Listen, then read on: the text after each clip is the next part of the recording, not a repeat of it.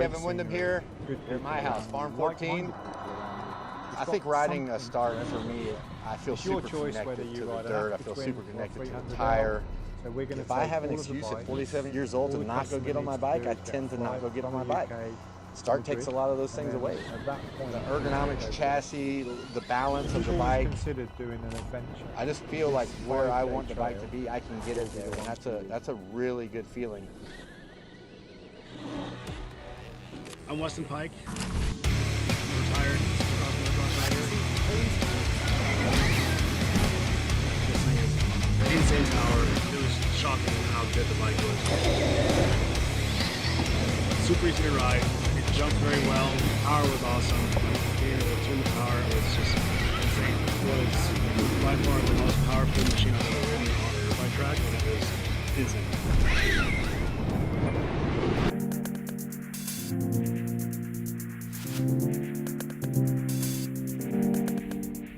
We've been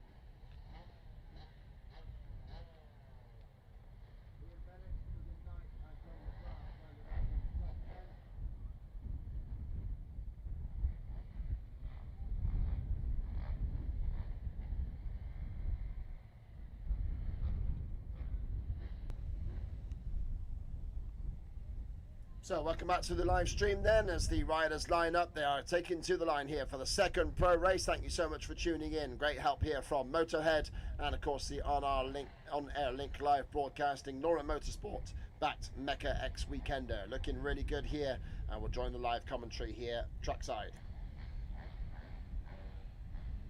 The pro class riders line up then dead center next to the start mechanism in the middle of the circuit there. Middle of the start line is Jeffrey Herling's first race winner on that factory Honda HRC Petronas machine. This time, Cameron Duro, the South African, lines up to the inside of the bullet.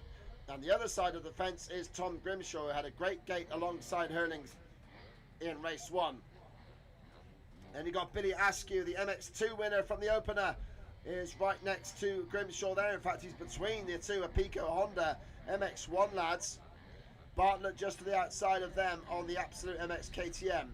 Conrad Muse a few gates in from Herlings towards the inside of the corner. Then the two Putnam brothers, they're just going to have somebody line up between them. And more to the inside. Again, Jamie Keith and Charlie Richmond bump fists. And right to the inside almost is Joel Rissy on that 912 Ride 772 Kawasaki machine. We're on board with Charlie Putnam. Great to see the images from the SC Sport Homes rider as we look forward to the start here of race 2 for the pros. 25 minutes plus 2. You can see the big number 84 in the middle of the gate. Is he going to get another hole shot, or is he going to treat us to a bit of a race? If he has a bad one, then we'll see some overtaking, but it's going to be a good race here for the top guys. Green flag means we can get underway. The 15-second board is up.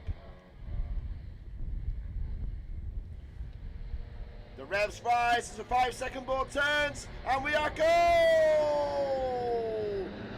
Grimshaw got a great drop, and Grimshaw gets the whole shot. Cars around the outside. No, it's Murphy. And Grimshaw gets a hand in the air as he leads the Herlings into the second corner. Raised his hand there as he took the lead from Herlings. Taylor Hamill's all over the back of the bullet as well. Hamill trying to go around the outside of Herlings. Incredible work. Grimshaw leads, and what a great failing.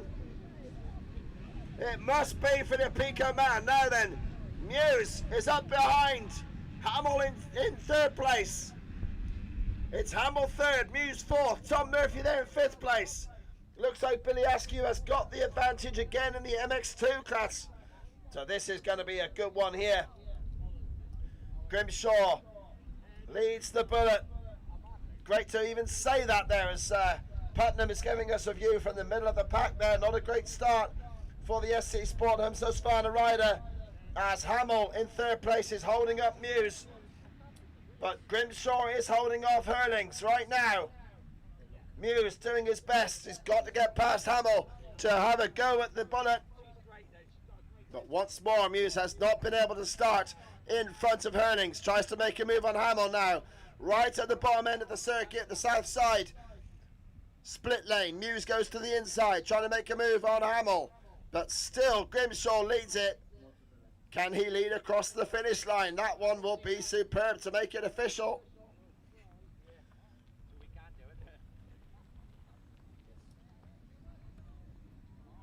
Across they go then. Grimshaw will leap across the biggest jump on the circuit. The big tabletop along the back of the tree line here. Still Muse unable to get past Hamill. Grimshaw, he has to split lane. And he is going to cross the stripe in front of Herlings. I'm ready with a screenshot for my buddy Tom Grimshaw. He comes across the line there to lead it.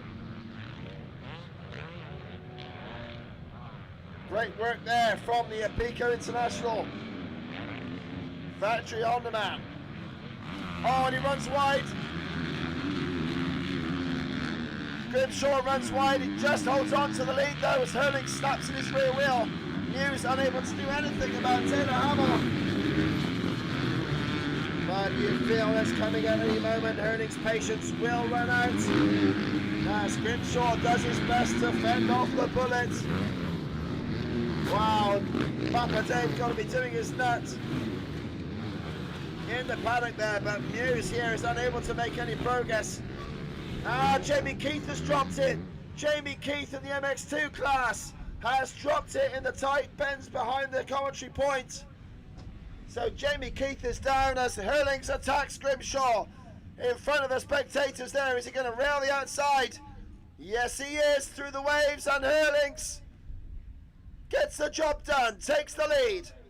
Past Grimshaw he goes then. Herlings leads. Oh, then gets the corner wrong after it, and Grimshaw nearly takes him back.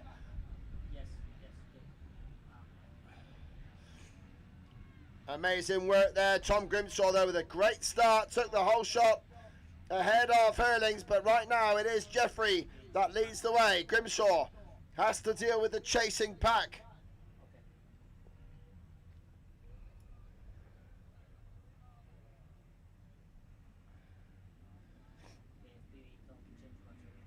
And that pack is Taylor Hamill ahead of Conrad Muse.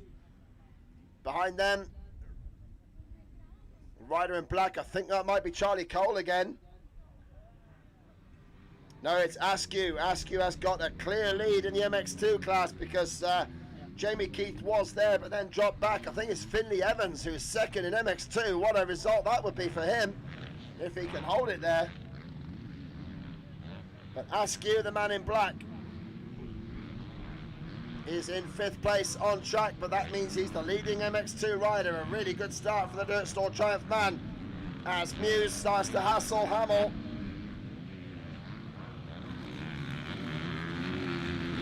All in the maroon there is Herlings. Grimshaw hanging on beautifully to 2nd place with Hamill in 3rd.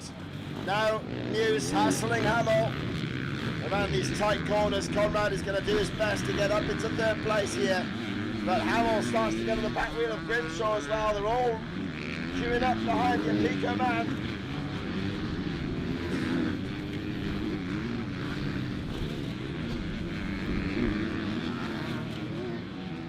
Grimshaw 2nd, 3rd is Hamill still though. Hamill all over the back wheel of a Pico International Factory Racing rider number 16. Hamill goes to the outside as Grimshaw goes defensive. This is where Herlings passed him, and Grimshaw tries to cut across the Kawasaki but doesn't do it. Taylor Hamill up to 2nd place then, as Conrad tries to chase up. Stay behind him. And Conrad passes Tom as well, so now Muse up to 3rd. Hamill and Muse up to 2nd and 3rd as Grimshaw is in 4th place now, but with a big gap to the next MX1 rider, which will be his teammate Tom Murphy. Murphy dealing with the South African Cameron Duro, but Finley Evans is 2nd in MX2, which is fantastic for him, and Charlie Richmond battles with Freddie Bartlett again, whilst Muse attacks the rear wheel of Hamill for 2nd place. Well, Conrad would really have loved to have got ahead of Herlings on the opening lap, but has yet to be able to get past the Kawasaki of Hamill. Closes in the split lane. Hamill shuts the door. Muse has a go. They're side by side through the narrowest of split lanes, and somehow Conrad Muse takes the 2nd place. That was a fantastic pass from Muse, and great trust riding from both riders. They could have collided and been in a massive heat there, and Grimshaw would have been back up the 2nd in a trice.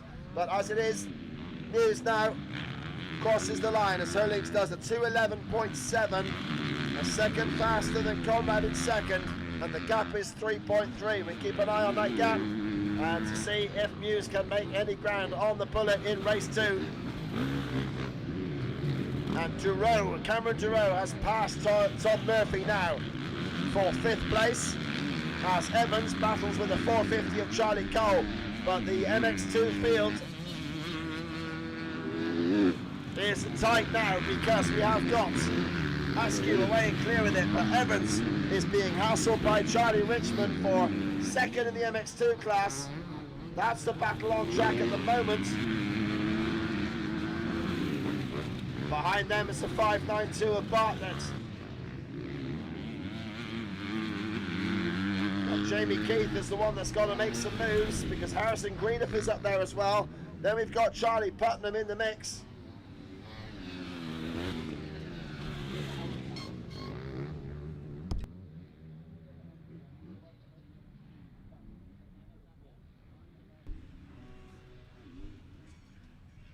And we're just picking up the pictures now from Charlie Putnam on the live stream with the helmet cam, live broadcasted helmet cam. Great technology here.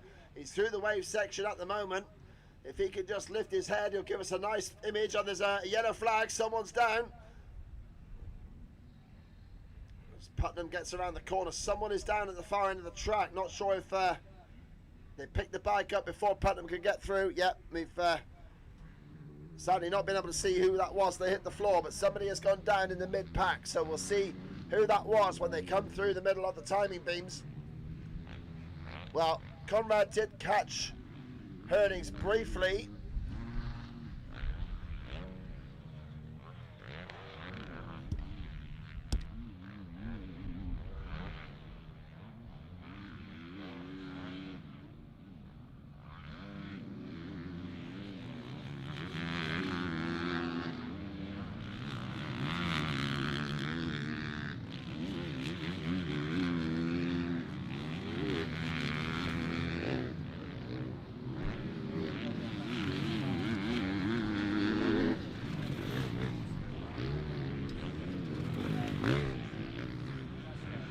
So Herlings marginally quicker, only a tenth faster than Conrad on that occasion.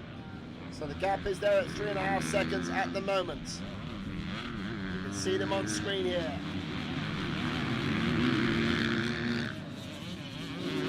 Muse second to Herlings, with Hamill third and Grimshaw fourth. They're getting quite spaced out now, and Askew is there in 5th place, all on his own as the MX2 leader. This would be a nice, perfect day, maximum cash for Billy Askew.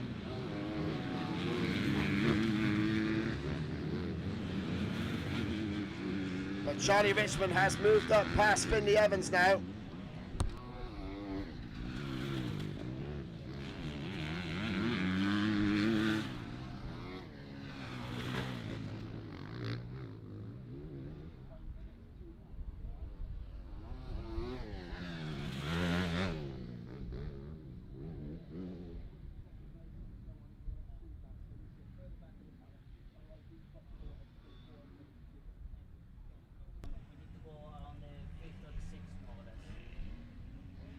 So we find the MX2 class battle if we can at the moment. We've got Billy Askew away and clear in that one, but Charlie Richmond has just taken second in MX2 ahead of Finley Evans, the number 12.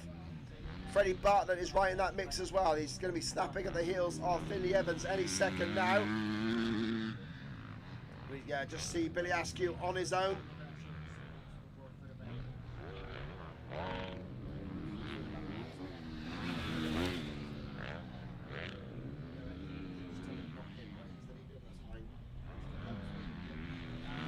Askew still there in lead of the MX2 class. He's all on his own, 5th place on track. Herlings stretching the gap over Muse to 4.3 now. A second faster on that lap was the bullet. Still looking spectacular though, and the Scrappies comes up on screen now. This is great, we've got the action we wanted. Jamie Keith here trying to carve back up the pack after his crash on the opening lap. Absolutely perfect here from our crew with Jamie Keith starting to pressure. He's got Tom Murphy right in front of him.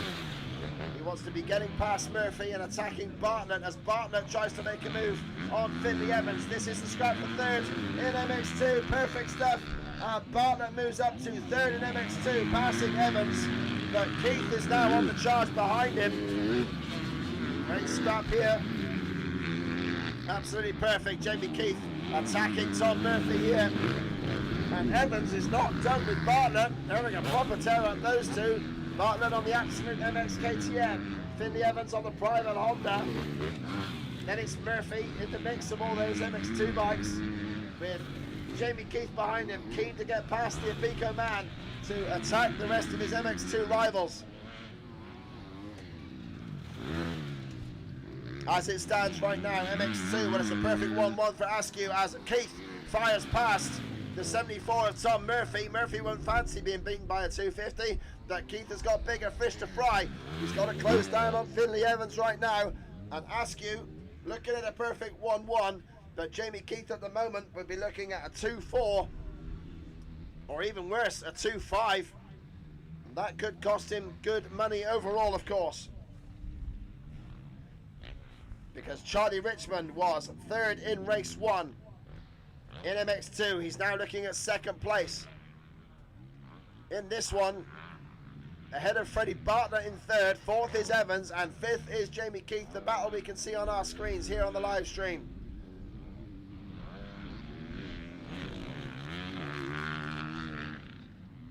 Jamie Keith all over the back wheel of Finley Evans. But Evans himself, no mug in this game. He was a top youth class racer alongside Billy Askew and Ben Musto at his prime. So Evans, a smooth rider, almost as effortless as Jamie Keith. But Keith looks to have good pace. Nearly made the same move that Muse made on Hamill, but now through goes Jamie Keith, lays it sideways over the small tabletop in front of Finley Evans, and Jamie Keith makes another move up the pack. That will put him up into 4th in the 250s.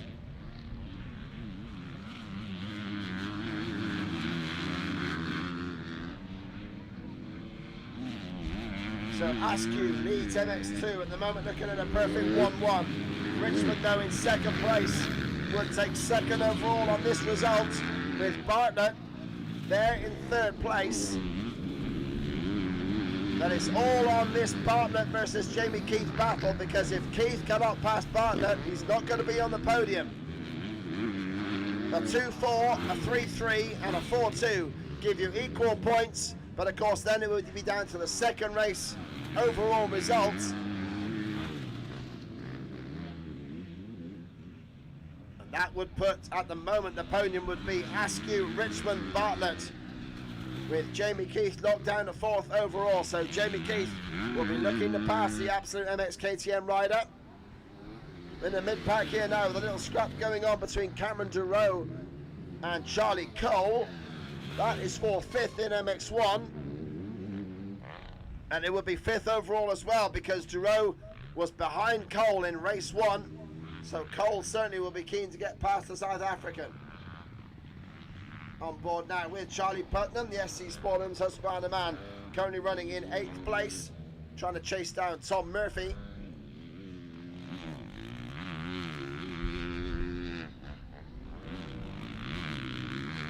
Here's that scrap on screen. It's Charlie Cole trying to chase down Cameron Durow. This is the battle for 5th place in MX1. The top 4 are kind of set at the moment, with Conrad slightly catching Jeffrey on that lap. The gap down to 3.9. So again, he's keeping the bullet honest as Charlie Cole tries to work the split lane. Goes to the inside of the South African Cameron Durow. But Cole not quite able to make the move. He certainly is hassling though. Great to see the scrap on screen in front of the live stream cameras here. Durow and Cole having a good one. In 5th place.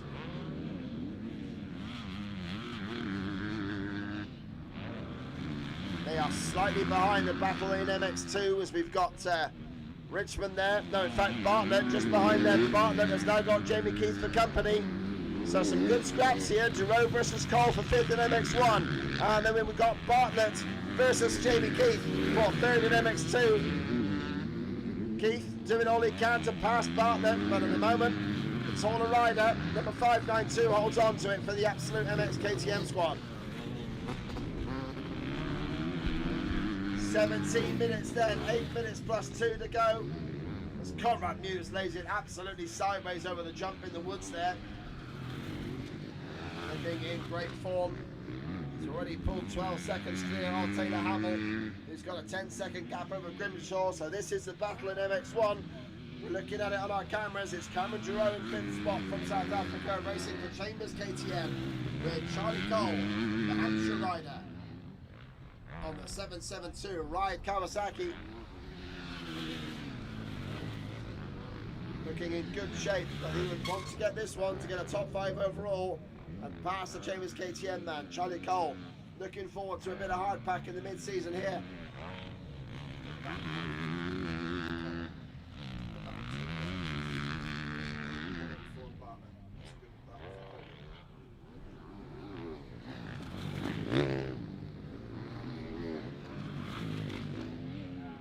Charlie Putnam looks like he's closing in now on Finley Evans on track, but that's about up to the MX2. That's it. Perfect stuff. We've got Jamie Keith and Freddie Bartlett.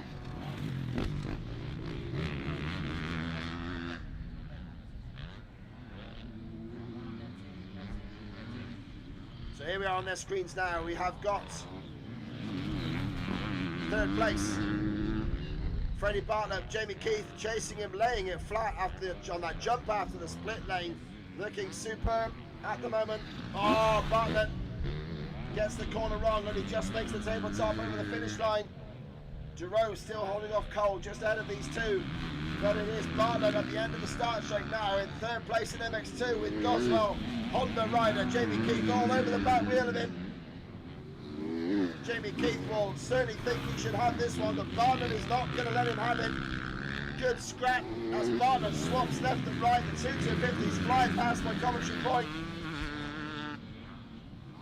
Now we've got them on the drone from behind as Keith just getting squeezed. He's got the inside rut on Bartlett, but Bartlett leans on him.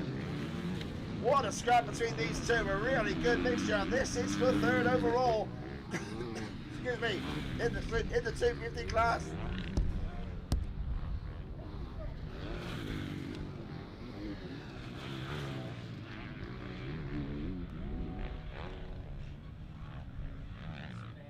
These two are really tearing lumps out of each other. Freddie Bartlett and Jamie Keith. Great battle. I've never seen these two scrap it out before. And Keith is not able to just brush by Bartlett at all. He's a big lad on that 250. Certainly not shy of getting the elbows out and the shoulders barging.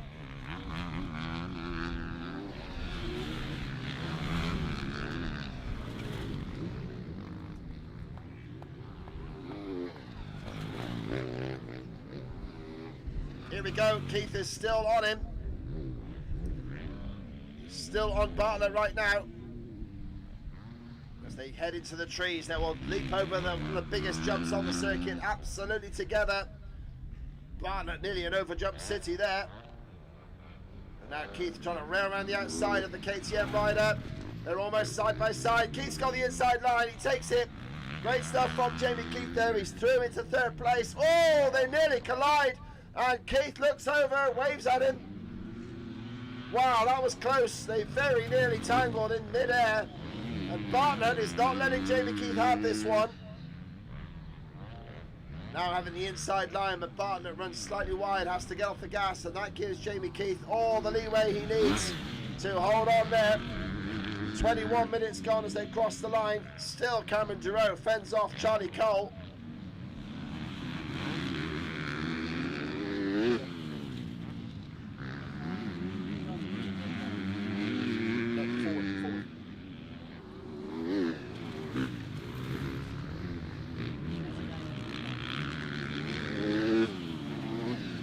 So Jamie Keith now trying to march ahead of Freddie Bartlett, and we now look at this scrap between Giroux and Cole for 5th in MX1. That's the closest battle on track.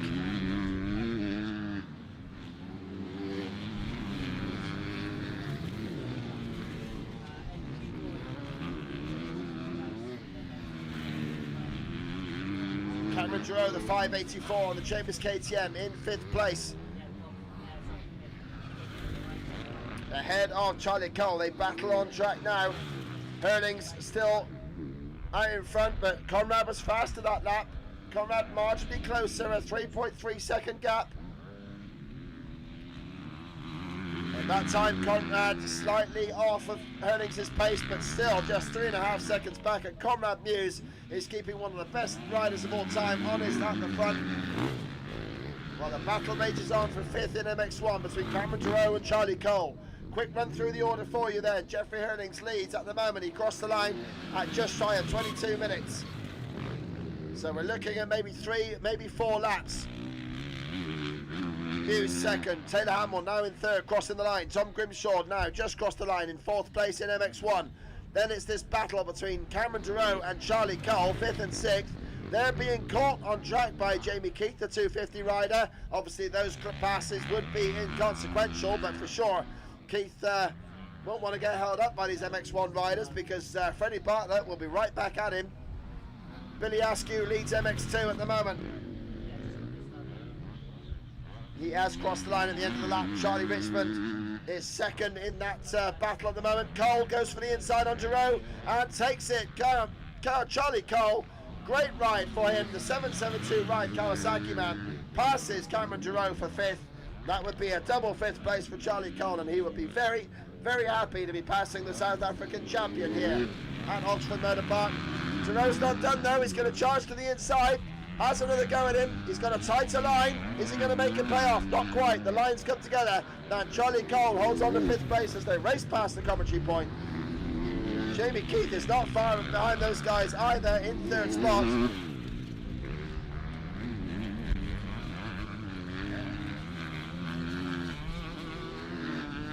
Do excuse my croakiness on the mic today. I've been fighting a cold all week. Not what I wanted. The 2 days of commentary here at Oxford Motor Park ahead of me, but I've been keeping Strepsils in business this week. And Cole struggles out the corner. Giroux fights back. What a battle going on here. Doing my voice no good at all, but Giroux is looking fantastic. Cole just about cuts him off, but the South African is not rolling over. Short terrier-like character is Cameron Giroux. compared to the long, lanky Charlie Cole, and Jerome nearly on the inside of the circuit there, nearly running off track.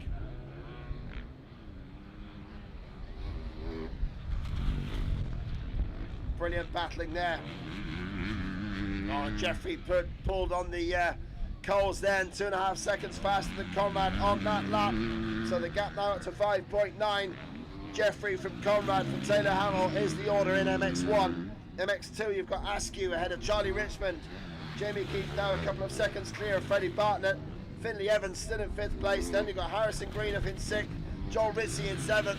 Josh Coleman in 8th.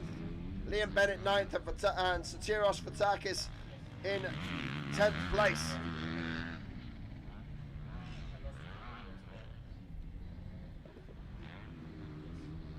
Herlings looking good as Charlie Cole presses on now.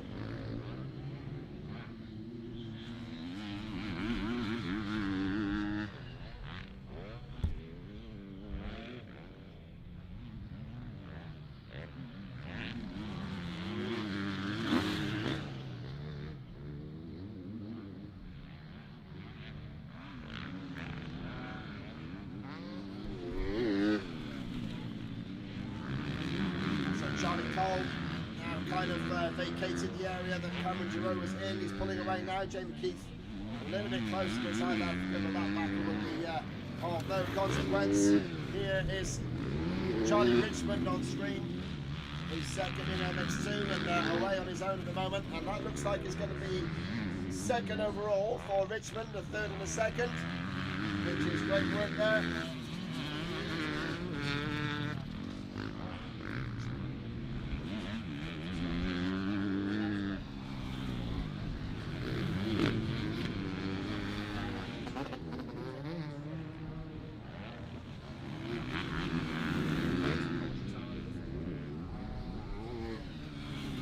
Richmond there in second place on our screens in the MX2 class, so he would be a 3-2 for second overall in MX2. Jamie Keith third with a 2-3.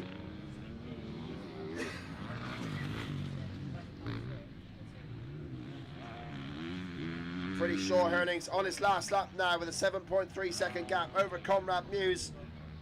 Just crossing the line now in third place, coming to the end of the start straight. Taylor Hamill looking good, the number 23. DRT Kawasaki man with a double third place.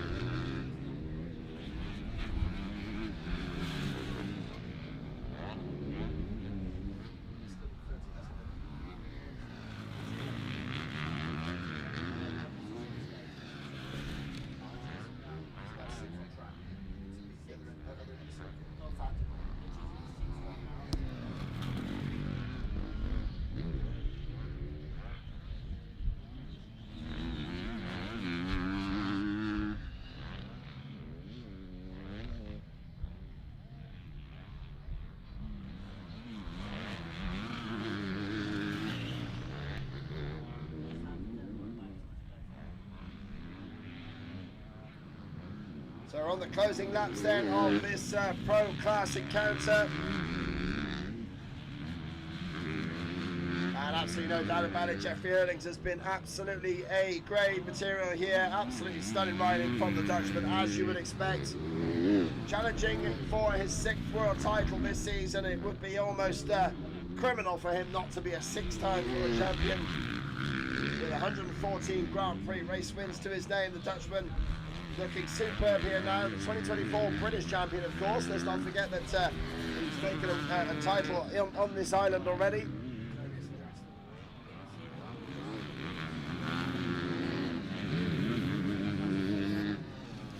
So I'm pretty sure now Jeffrey on his last lap now.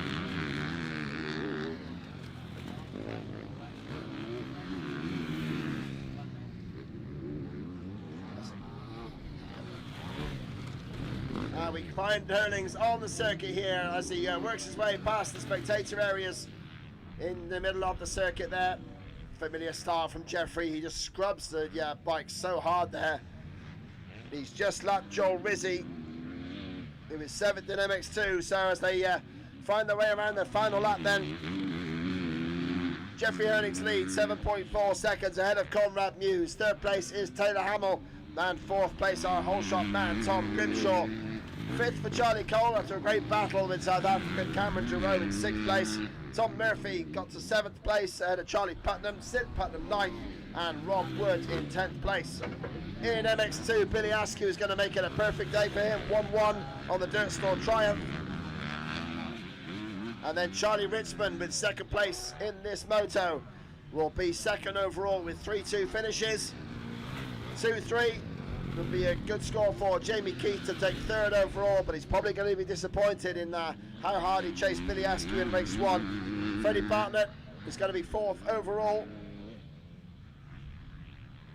with 2 fourth places. Finley Evans looking at fifth place here, which will put him fifth overall because he would be ahead of Joel Rizzi. Harrison Greenafed looking at sixth in this race, ahead of Rizzi. Then it's Josh Coleman, Liam Bennett, and Sotirios Fotakos as Herlings comes through to the final S-Bends. Split lane, right, left, 2 jumps to go, and 1 corner. The Putnam boys, oh, it's a big crash in front of him. And whoa, big spill there as Charlie Putnam just binned it right in front of Herlings, but Herlings comes to take the checker flag. Not sure exactly who that was. That might have been Finley Evans actually had a crash on that final lap. But Evans just still unable to salvage 6th place ahead of Rizzi there. But Harrison Greenaf got past Evans on that one with the crash of Finley Evans. But Herlings brings it home a perfect 1-1. Great riding from the Dutchman. As expected, we ride alongside Liam Bennett here in 9th place on our screens. Conrad Muse brings it home 8.4 back from Herlings. So double second for Conrad Muse, double third for Taylor Hamill.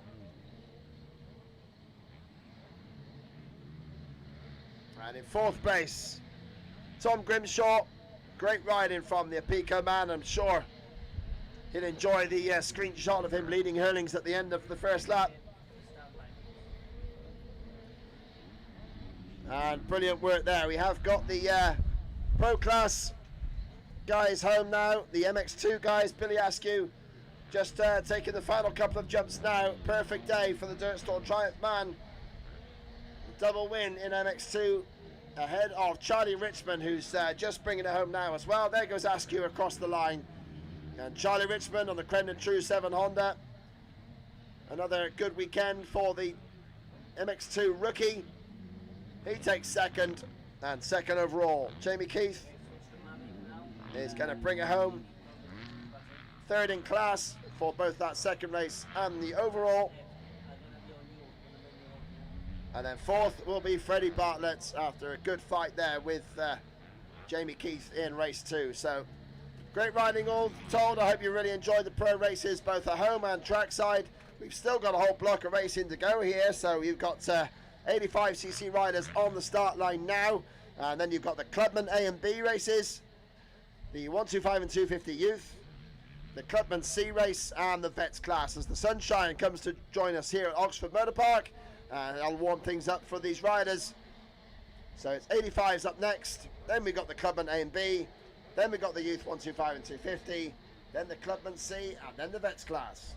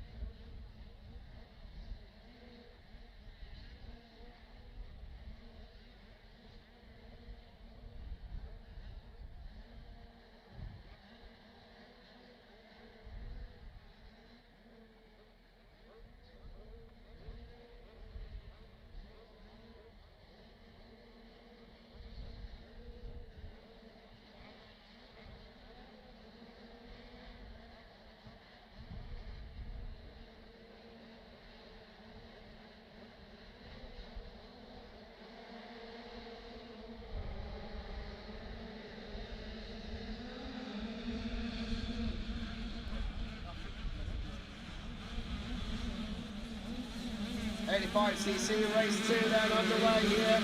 Right, race 3 this is for the 85s. They've had a race earlier today, of course.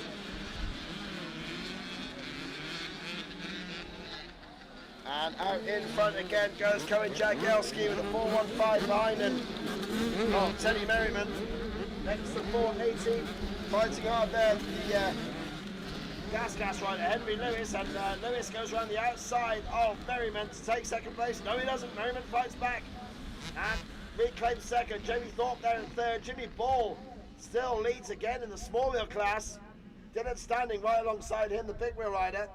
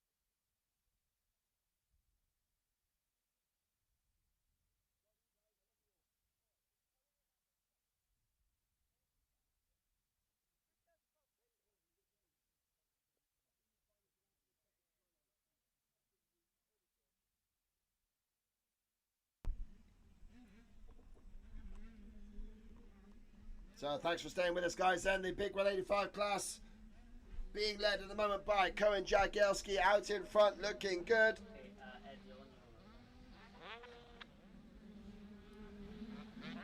Jagielski has been pretty much untouchable in this MX2, in this big 185 class all weekend long. Henry Lewis, though, racing well in this class today. He took second in race 2. And at the moment he's looking at that position again as Teddy Merriman gives chase on number 415. No, it's Merriman back there in second. My mistake. Teddy Merriman is there in second spot. Way ahead of Henry Lewis at the moment with Jamie Thorpe trying to chase through behind him. Then you've got Elliot Scheuer ahead of Seb Brown and Dylan Standing, an all big wheel battle. And Harrison McNeil it is that leads the small wheel class. My mistake again. McNeil looking very similar to Jimmy Ball, and McNeil leads the small wheels. So that's great riding for number 572. With the red plate, just going past our commentary point now. Then the 117 of Jimmy Wright, who won the race yesterday, is in there in the small wheels, battling hard.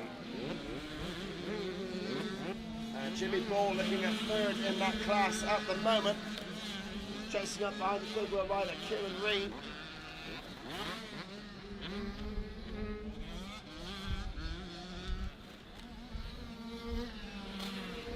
Jimmy Ball getting past Rain. He's got to get past those riders to attack more in the small 185 class. So these two really getting stuck into it. It's Jagielski leading from Merriman, from Henry Lewis. Jamie Thorpe fourth. Then it's Elliot Scheuer in fifth place. Seb Brown in sixth. Dylan Standing in seventh place. Harrison McNeil is the leading small wheel rider, eighth on track. Then it's Tyler Peaty, and Harry Hackett completes the top 10 in the sport in the big wheel class. Then Harrison McNeil leads the small wheels ahead of Johnny Wright, Jimmy Ball third. In fourth place is Charlie Tunnicliffe, number 70.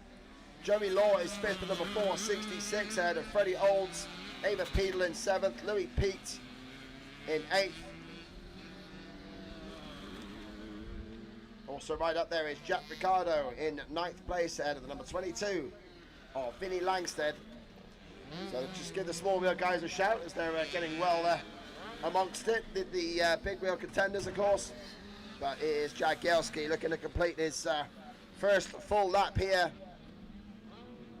as he looks to dominate another race at Oxford Motor Park.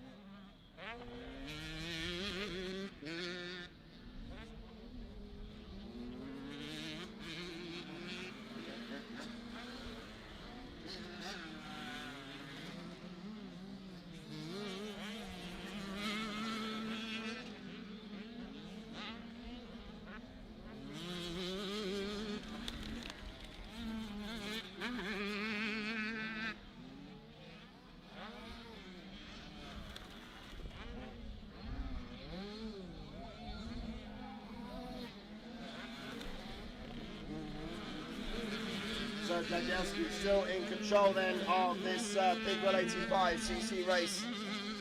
Behind him is still a battle going on between Teddy Merriman and Henry Lewis. Let's go past our commentary point now. Merriman got about a second and a half over Lewis, with Jamie Thorpe not too far behind them. The battle for the overall podium there is close between those four riders. Obviously someone's going to miss out. It's not going to be Jagielski in there. He is there at the moment looking at a 1-1 and maybe even at a 1-1-1. Merriman then came into this race with 76 points. Dylan Standing had 78 after third yesterday and fourth in race 2 earlier today. But Henry Lewis is right there as well with 6th yesterday and 2nd in race 2 earlier today. That puts him on 77. So coming into this race, Lewis was a point ahead of Merriman, but a point behind Dylan Standing. And it's Standing, who's currently in 6th place, that is going to miss out on that equation at the moment. Jamie Thorpe was equal with Dylan Standing before that race. So Standing and Thorpe were equal second coming into this third and final moto of the weekend. Henry Lewis was a point behind them and Teddy Merriman a further point behind both of them. But as it stands at the moment, Merriman, the number 415, would jump ahead of, certainly would jump ahead of both Jamie Thorpe and Dylan Standing. And he would actually overtake Henry Lewis as well. So Merriman at the moment looking to jump from 5th overall to 2nd with this result. So Henry Lewis would just about make the podium as well, because he would jump past both Thorpe and Standing. So it's certainly plenty to play for between these riders. But they're all chasing Cohen Jagielski out in front.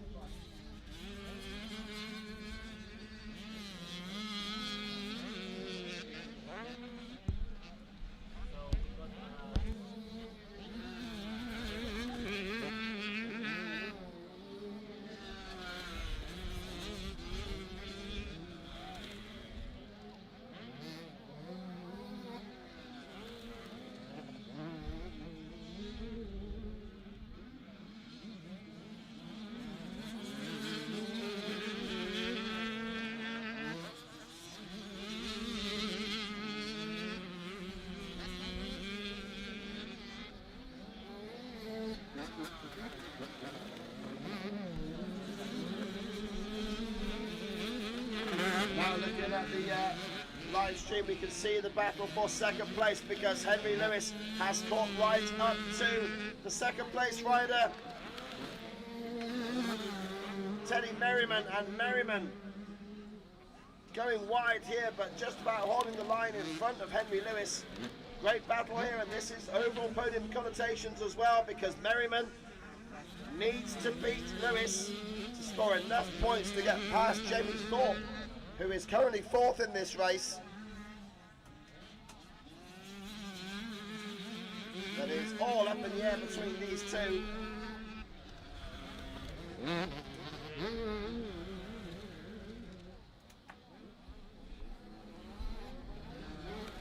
So Merriman looking at 2nd overall if he stays in this place, but Henry Lewis doing all he can to stop that from happening. It certainly is going to be a good scrap between these two. They are a good 17 to 18 seconds behind the leader, Cohen Jagielski, as Jagielski comes towards the finish line area. But right now it is Henry Lewis, the number 480, attacking the 415 of Teddy Merriman in that battle for 2nd place. Jamie Thorpe is 4th in this race, Elliot Scheuer 5th, and Dylan Standing in 6th place. At the moment, Standing came into this race 2nd overall, but he's going to lose out because he's there in 6th place at the moment, and all of those chasing him in the points are now behind him. Well, Merriman did very well there to go around the outside of a lap rider and still hold a good line.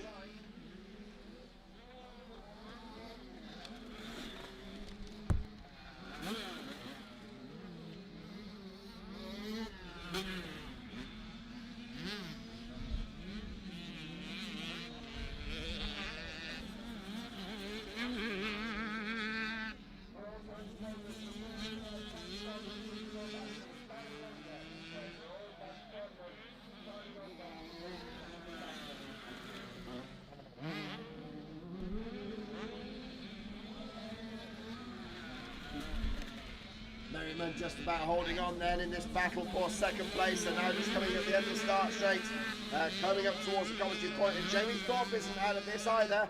Thorpe is there in fourth place, the 111 with the green number plates. He could be a factor as well. Whoa, and one rider nearly down. Was that Thorpe as I spoke about him? No, not quite.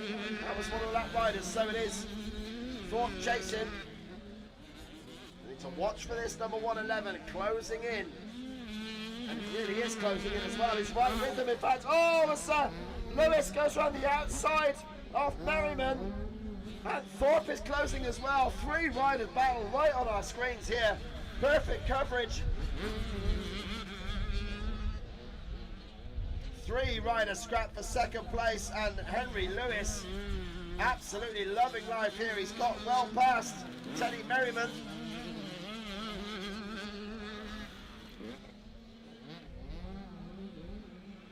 And it looks like Thorpe has got past Merriman as well. Now this is really going to mess up the podium order as it stands. So it would be Lewis that would advance to second overall at the moment. As Jamie Thorpe, I'm pretty sure that's Thorpe that has got past Merriman now. So Thorpe would take the podium overall, and Merriman would have to miss it entirely. Right, all changed there as Teddy Merriman made a mistake out of the corner behind the commentary tower. And Henry Lewis pounced, and then Jamie Thorpe was around him as well very quickly. As Jagielski heads towards the far end of the circuit. I think this could be the last lap as well. Checker flag being made ready. And there it is then, Cohen Jagielski wraps it up, 3 out of 3 this weekend, perfect for Jagielski. Oh, Jamie Thorpe nearly lands on Henry Lewis. This is the battle for second overall. Thorpe has got the S-bends, the 2 jumps and the final corner. Is he going to be able to do it? He's got to commit to the outside line because Lewis is going to block the inside. And that's it. Lewis seals it. Henry Lewis takes second and second place overall. Jamie Thorpe takes third and third place overall. That last race completely decisive. That last lap very decisive indeed. And yeah, Teddy Merriman, who had a mistake yesterday to only take 5th in race 1, 3rd in race 2 earlier today, but that 4th place there behind his 2 main rivals for the podium spots means that Merriman will have to settle for 4th place overall. And there it is. So the podium, well, Cohen Jagielski, a perfect 1-1-1 weekend. But all battles behind, and superb riding there from Henry Lewis to take second overall with his last lap pass on Teddy Merriman, and Jamie Thorpe followed suit to take 3rd place and 3rd overall. So great riding all through the pack in the small 185s. Let's just make sure the little guys get their shout outs there, because in that one it was close. And Johnny Wright takes the win then. Johnny Wright won that race ahead of Harrison McNeil. He passed him there with a couple of laps to go. And Johnny Wright just crossing the line now, in fact. So there it is. First, second, first for Wright of the weekend. And McNeil dropped down behind Jimmy Ball on that final lap. So Jimmy Ball takes second in race 3, and that means second overall for the number 10 rider. Harrison McNeil has to settle for 3 third places and 3rd overall. So the small wheel podium there will go. 3rd place, Harrison McNeil. 2nd for Jimmy Ball.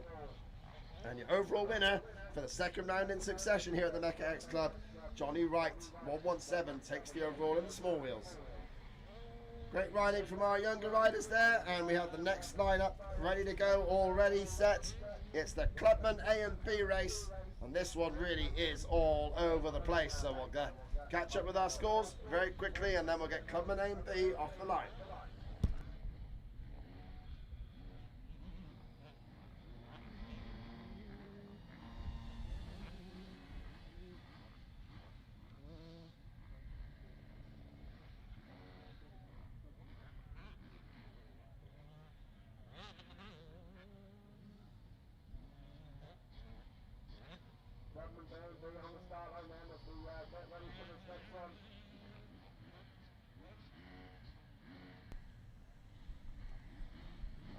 And this Clubman race could be absolutely cracking now. We've got 2 riders tied at the top of the points for the weekend. That's number 42, Seth Manners, the Husqvarna man. And he's level on points with Hadley Coppard on the start. Manners has gone 6-1 over the weekend so far. Coppard 4-2. And they are level on 80 points for the weekend. You got Harry Bradley with a 5th and a 3rd, lies 3rd overall. And then equal 4th is Josh Greedy with a 2nd and a 11th. And then Josh Bassett with a 7th and a 4th. So the top 5 riders are very close to each other there. It could all turn on this first corner. The adult, the Clubman B class as well is all over the place. Ziggy Pope leads that one because Alex Williams dropped out of that first race. Here, that second race, sorry, here today. He won the first race yesterday.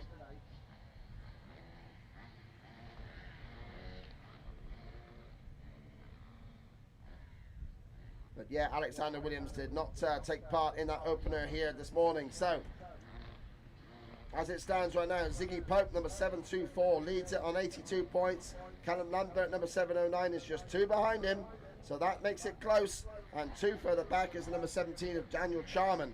So we've got 2 classes to look after here, Clubman A and Clubman B. It's all wide open on the points.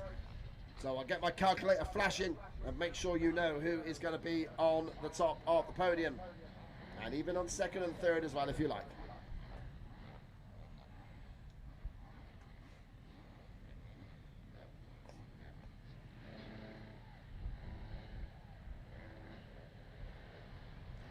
Revs rise in, 15-second board is up, and it turns to 5. Adult A and B is go! Seth Manners with a great hole shot into that first corner. He won the first race from this position. Inside we've got Rick Carter of the Suzuki in a great spot as well, number 18 up there. It's a good weekend for the yellow bikes. Manners. But now Josh Greedy up to 2nd place ahead of Josh Bassett. Down the outside goes the Stark of the number 51, Hayden Coppard. But Manners and Bassett carves across Josh Greedy, a proper carve up there. And Bassett treats himself to a bit of Sunday Josh Greedy sized turkey. Andy Coppins there in 4th place now, ahead of the 5th place rider number 18. That's Suzuki man, Rick Carter. The Clubman A and B guys going at it here, and Seth Manners doing all he needs to do. Remember, he's level on points with Hadley Coppard, the Stark man, before this race, and Coppard only in 4th at the moment, just trying to rail around the outside of Josh Greedy, who got held up there by Josh Bassett.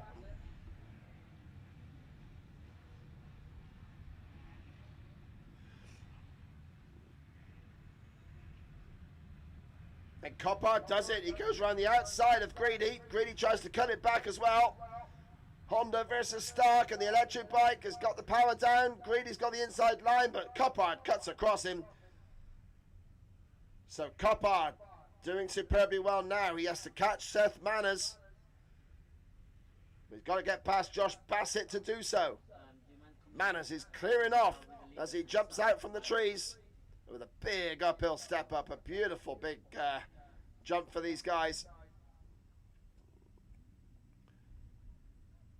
And the number 10 of Levi Saunders is now snapping at the rear wheel of Josh Greedy. Saunders a few points back there, 5th in the, 6th place I should say, in the points heading into this final race. So an outside bet for podium. Saunders has got to make some serious moves here to even grab himself a trophy this weekend.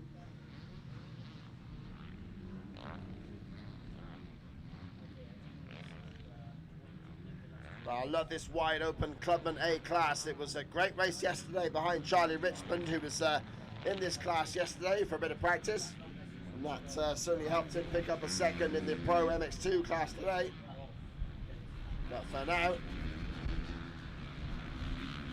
it is Seth Manners doing the business. Number 42 on the Husqvarna goes past our commentary point here. As we just see Josh Greedy make a mistake, but almost repeated in sympathy by Levi Saunders. The number 10 tries to go around the outside. Greedy struggling there, but he's got the inside line, the Welshman. But now Saunders takes that inside line over the big jump Saunders hits the big deep rut though, and Greedy is quicker through the corner.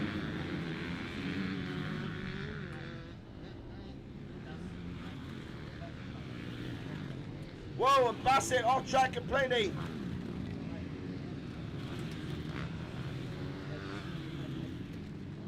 Or is that Manners? Someone ran off track there. No, it is Manners is clear away. So Bassett it was that went off the track, and Hadley Coppard has taken second place, and now Coppard needs to chase down Manners to claim the overall win. He's got quite a few seconds between them though, so Coppard, now with a clear track on the start, has really got to close in to try and get to the lead.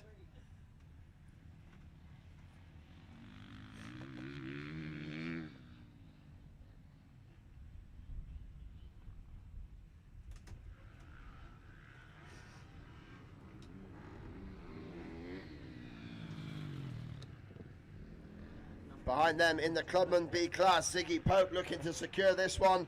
He is out in front at the moment in the Clubman B class, ahead of the 17 of Curtis Andrew Hawks. So Curtis Andrew Hawks having a good one. He didn't race here yesterday. Daniel Charman is there in third place with Scott Chambers there in fourth spot as well in the adult Clubman B class. Here's our leader, Seth Manners, heading over towards the finish line area. Right now he goes over the finish line. And he is looking good in this one. 4.5 minutes down as he completes his first full lap in a 2-minute 24.159. But in second place we can see start rider Hadley Coppard. Looking good there, but Bassett in third place, getting closer to that red electric machine. Fourth is Josh Greedy. And Greedy, after finishing second yesterday, only to Charlie Ritzman, so he beat everybody in this race.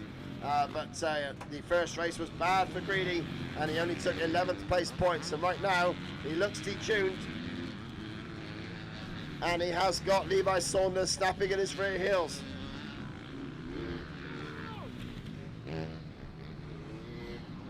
Good scrap in the mid-pack, just passing the commentary point there. Harry Farlam duking out with John Waghorn.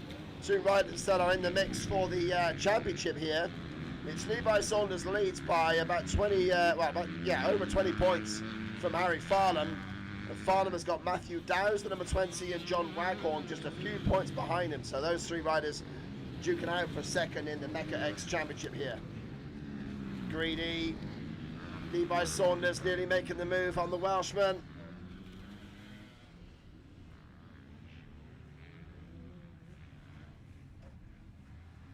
It's not done it though. Greedy holds on to fourth place.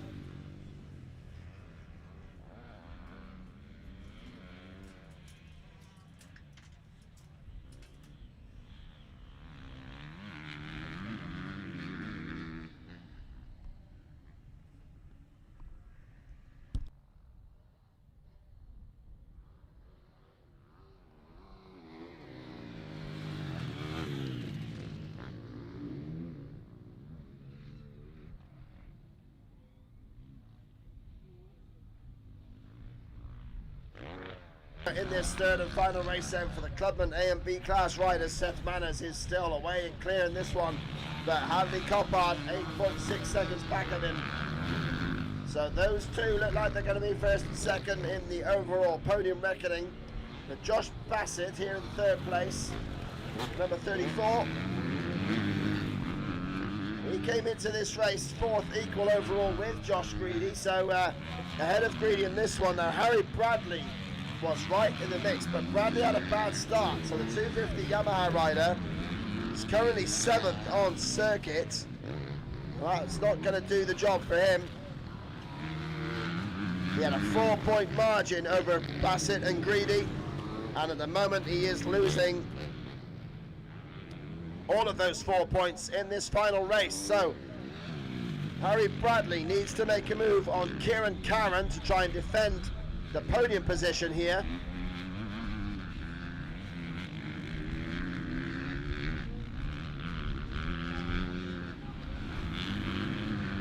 So your race leader then, Seth Manners, looking at taking the overall victory here. Not a great day yesterday, just 6th place in the opener, but 2 wins today would absolutely seal the deal. But Greedy and Bassett are debating 3rd overall at the moment. Greedy now closing to the back wheel of the number 34.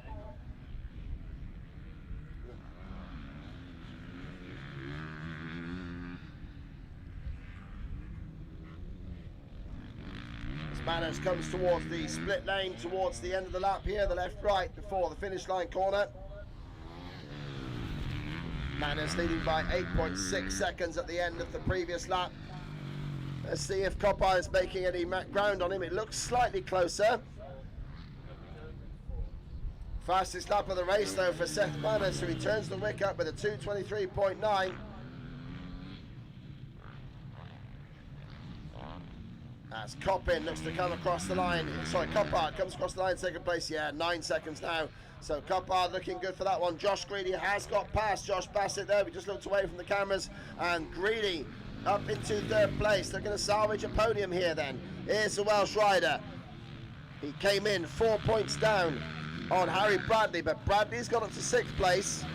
If Greedy would make 20 points with 3rd place, Bradley would make 15. So that is just about enough for Greedy to get past Harry Bradley and onto the podium.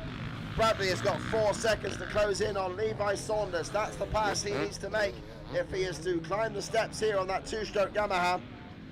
And that would be a great mix-up podium there. A 4-stroke Husqvarna, a Stark-Varg and a 2-stroke Yamaha. But Greedy is determined to put his 4-stroke 450 CRF Honda onto that podium instead.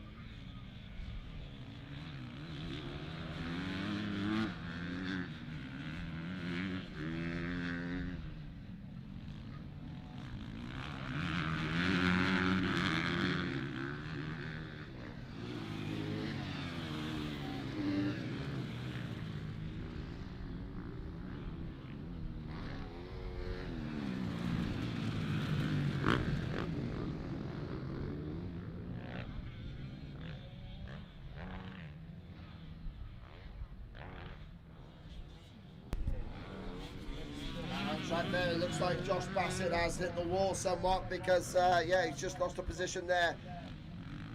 To the number 10 of Levi Saunders coming past him to 4th place. So Bassett losing all shot at the podium at the moment. And if Bassett falls any further back, then Bradley will be able to snatch that position and claim the podium. It's going to be close. We're getting down towards the last laps of the race here.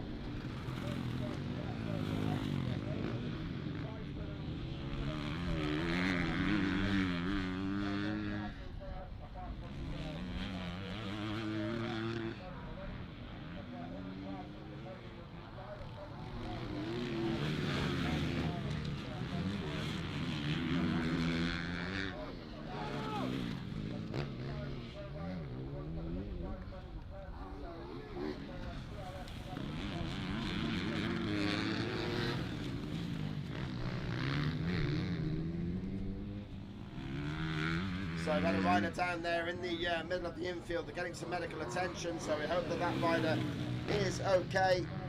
At the moment, Seth Manners still leads the way here from Hadley Coppard. It's down to 8.8 seconds, but Manners is in control at the moment.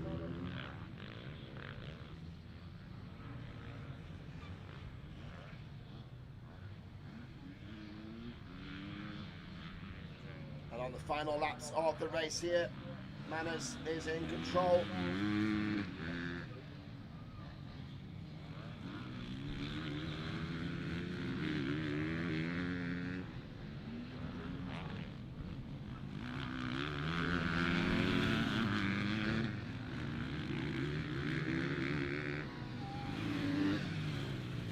So Seth Manners leads the way. Looks like it's the last lap as we speak. Coming up the end of the start straight is your race leader. Looks like he's on his last lap now, number 42.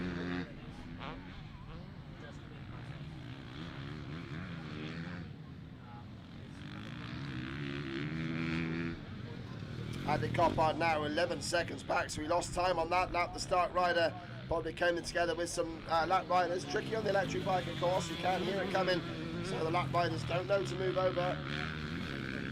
And Bradley is closing in, so Harry Bradley has passed both Levi Saunders and Josh Bassett. Now, what happened there? Last I saw, there was no chance at all of Bradley making that gap, but he's coming up now, and he's even hassling the back wheel of Josh Greedy. So Bradley looking really good here. Now Seth Manners rolls into the final lap. That's been a real fight back for the two-stroke hero, and that will see him on the podium, no doubt about it. He has 4-point gap over Greedy and Bassett. He doesn't even have to pass Greedy to make the podium now. But he might well do that because he has done so in earlier races there. Good riding from the two-stroke Yamaha man. He's campaigned at national championship level for quite a few years now. Certainly no rookie to the game.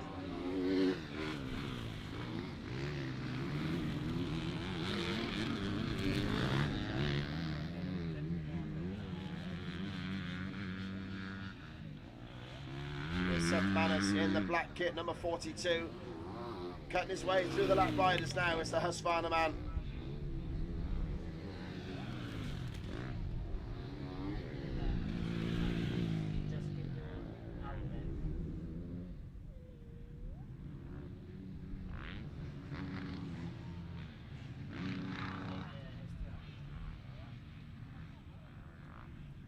Manners looking towards the end of the lap here. And there it goes, the checkered flag flies for your race winner. Seth Manners it is that takes the win. Husqvarna man takes the win in the third race as well as the second race, and the overall victory goes away of Seth Manners. Josh Bassett still battling in the mid-pack, but Harry Bradley chases Josh Greedy across the line then. Hadley Coppard takes second overall on the Stark machine, but Josh Greedy finished third in this race. Not enough for the podium as Harry Bradley chased up to fourth spot, nearly catching the Welshman, but Harry Bradley will take third overall in the event for the weekend. That's Kieran Curran got himself up to 5th place in that one, so great riding for the number 77. He makes his way into 5th place in that final race ahead of Josh Bassett on the last lap. Harvey Pomfret taking 7th. Levi Saunders dropped to 8th place in the end, so problems there for Levi. Then in 9th place was Luke Richardson in the Clubman B. Ollie Aldridge takes the race win then. So he put in a great charge at the end there, Ollie Aldridge. Daniel Charman finishing in 2nd place. 709 of Callum Lambert though in 3rd place overall. Lambert with Ziggy Pope crashing out then. That was Ziggy Pope that went down, so it looks like the overall win is going to go the way of Callum Lambert in the Clubman B class.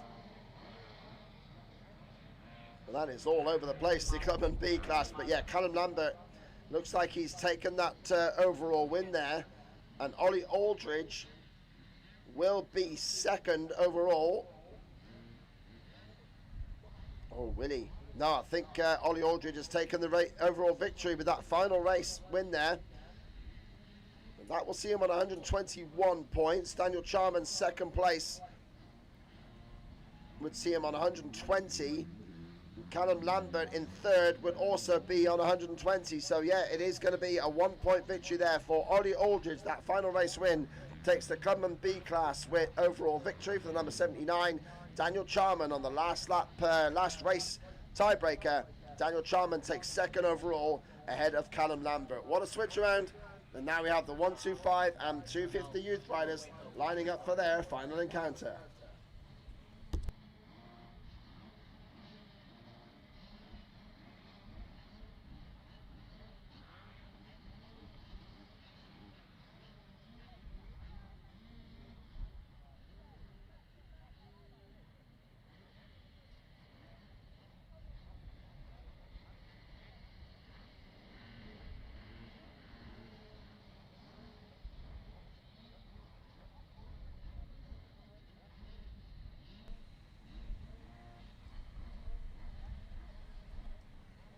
Youth 125 and 250 classes then get themselves fired up for the final race here.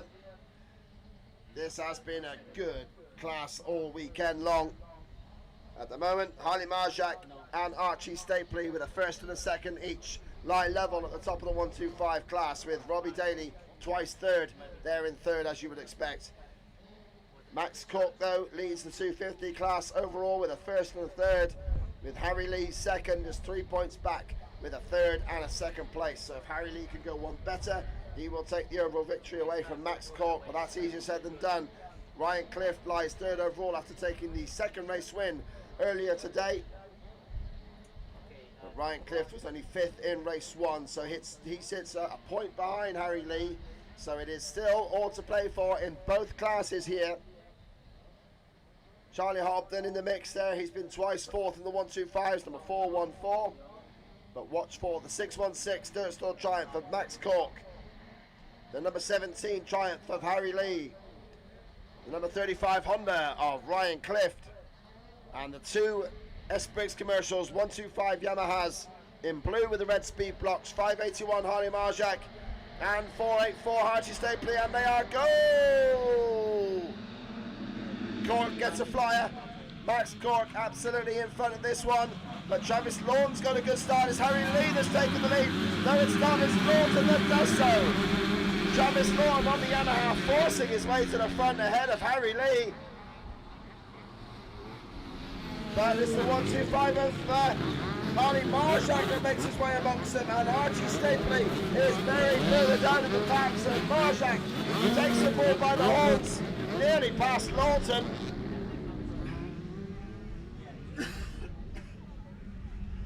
But Harry Lee makes his way into the lead.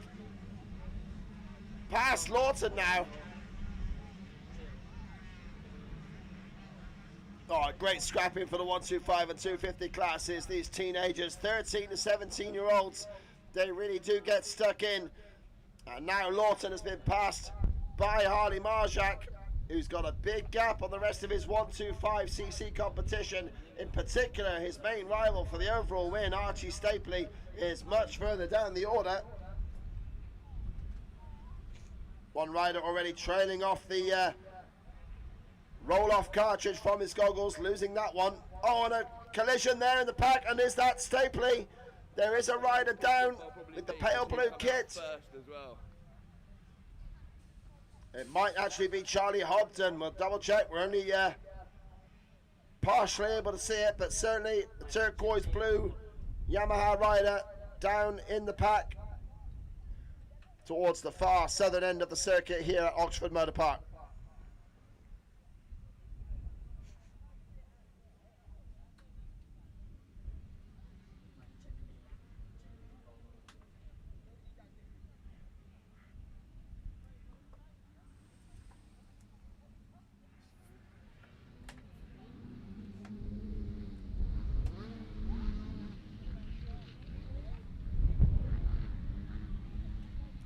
Another rider down there on our live stream. You can see all sorts of carnage going on here. The 125s, 250s. There's another rider down in one of the left-handers. Kick-starting away. I think that's the rider that did have the roll-off problem as well. So obviously problems upon problems for that rider. But it is Marjak that leads the way. Harley Marjak on the 125 Yamaha. Leads the way here with Harry Lee chasing off Max Cork. That's the battle for the overall in the 250 class. We come past the commentary point now. Harry Lee second on track there to Max Cork. Then it's Travis Lawton, third in the 250s, fourth in the 250s. It's finally Junior Morrison. Then it's Ryan Clift, another 250. Where is the second 125 man? It's Archie Stapley there, but he's so far back with Hobden and Oakley Skinner behind him. Then it's Conor McGann. Stanley Seaver also in the top 10 battling as well, but Robert Daly fires past the commentary box with number 580, who was twice third in the 125s. He's had a shocker of the first lap, and he is right down the back now. Seaver is ahead of him. As is the number 18 Fantic of Tommy Barford. So for sure Robbie Daly has had a nightmare there.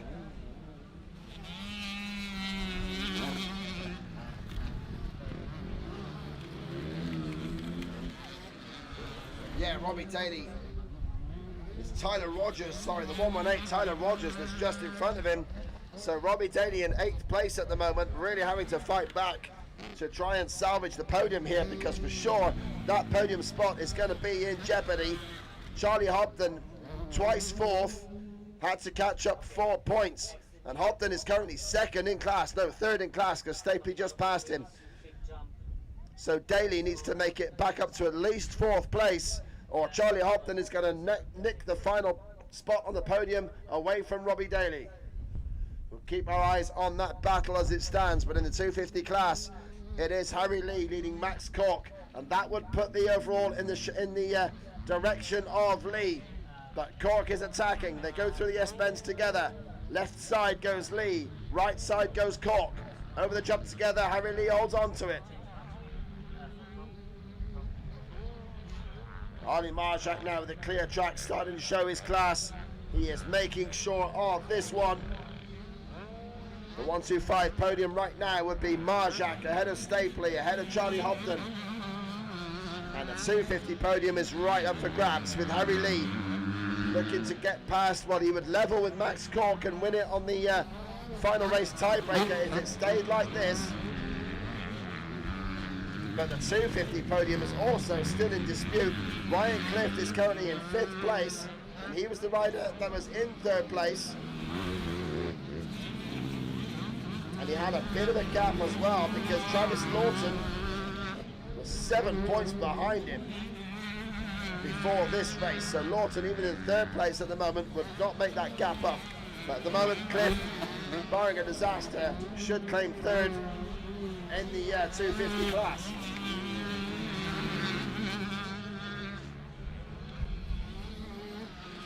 Well, we've got the scrap at the moment for the 250 class lead on our screens. Harry Lee nearly overbalancing there. Max Cork still unable to get a beat on the number 17 at the moment. 17 leading number 616. Oh, and down goes Cork. Max Cork drops the bike. That's going to cost him a shot in the win here. Lawton gets passed by Fabian Junior Morrison now. So Fabian moving his way past Travis Lawton. They're 3rd and 4th now, and Morrison, well, Morrison has had a 6th and a 4th, but 3rd place there would definitely see him past Travis Lawton, who he's just overtaken. It's not quite enough for him to overtake Ryan Clift though, because Clift, obviously a 2nd race win will do your point situation a work of wonders. But now Harry Lee can breathe easy as your 250 class race leader and overall points leader as it stands. Archie Stapley on the 125 battling in amongst the 250s at the moment. He is wedged right between Travis Lawton and Ryan Clift, but he's got some margin in the 125 class ahead of the next rider, Charlie Hobden.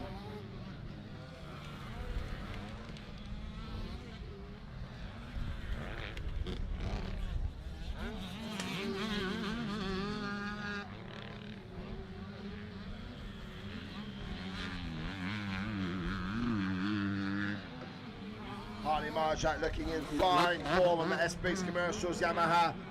Truly a rising star, the 13-year-old, just fresh up from the big 185 class, and he's taken to that 125 like a duck to water. Looks like he's had a very handy growth spurt right as he moves up from the 85 to the 125, so for sure Harley Marjak has become a force to be reckoned with at national level on the 125cc machine, and he's got a few years on it as well, so good to see a young rider. They've got eyes on the 125cc European Championship as well, and Marjak certainly is approaching life as a professional rider already as a teenager, and he certainly has got all the potential in the world here as the young rider number 581.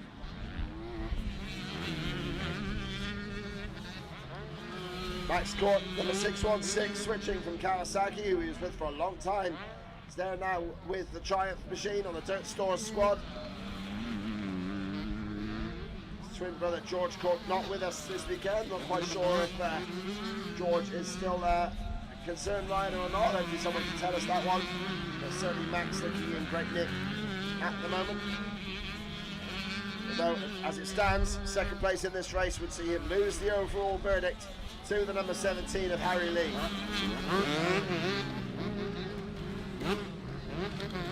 And Harry, a very short rider on that 250 Triumph. He's moved up from the 85s as well in the last couple of years.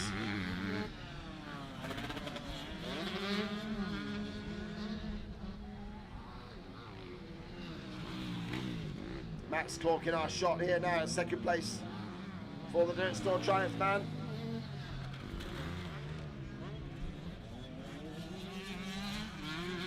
Being chased on track by Fabian Junior Morrison.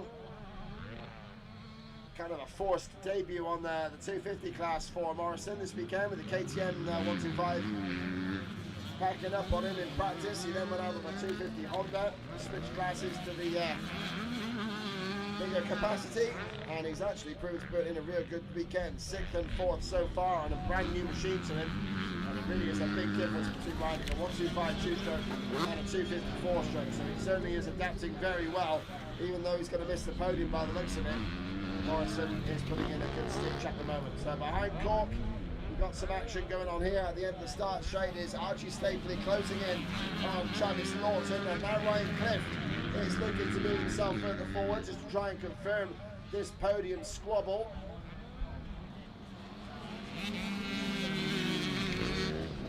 Cliff looking good at the moment, trying to chase down Fabian Morrison from that 250F Honda, number 35. Our winner in the previous race here, race 2 earlier today. Cliff comes out that rut early, side by side with Morrison, who looks over, he knows he's there, and Cliff takes that position.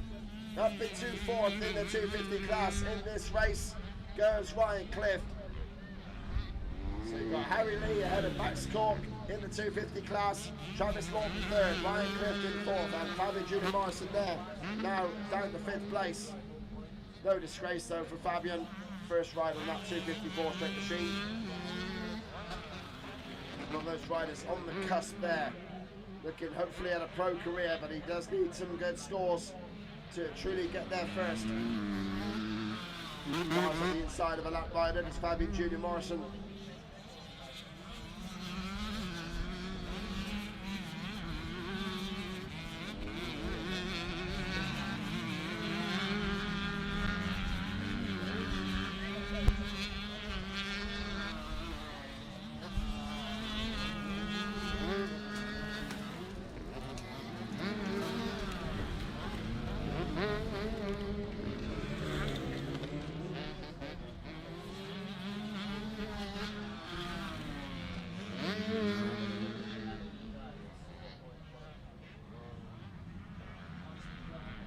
Minutes gone in this race, we're approaching the closing stages now, and Marjak looking in control of this one. He's left everybody in his wake. The number 581 looking superb and in control. Oh, we've got to get a flag up on the tabletop in the corner again. It's the same jump as the previous race. So Hope the rider is okay. Wheels on the ground for all the riders going past them there.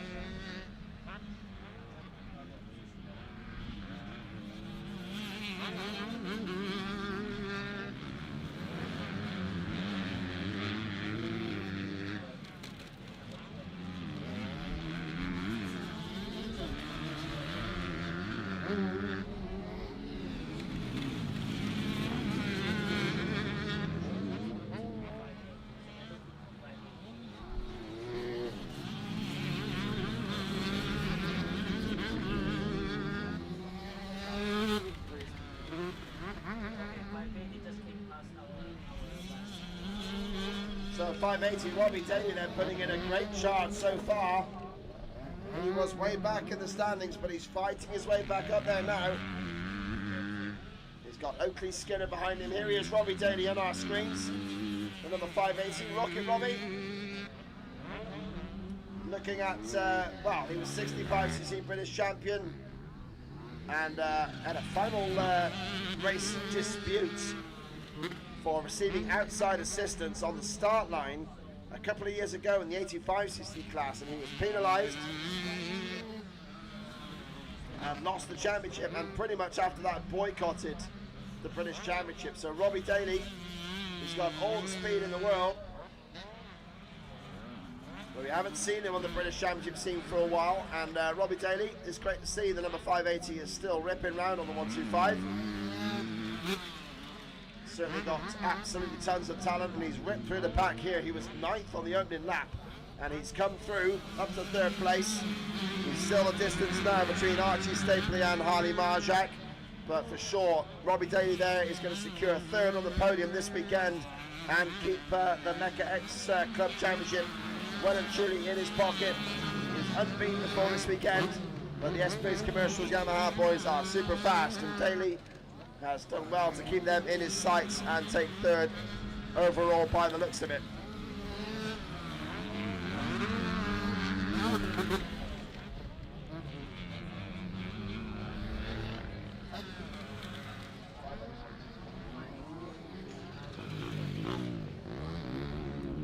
So there's Robbie Daly looking good at the moment still. Harry Lee leads the 250 class ahead of Travis Lawton, and Lawton has got Cliff up behind him now.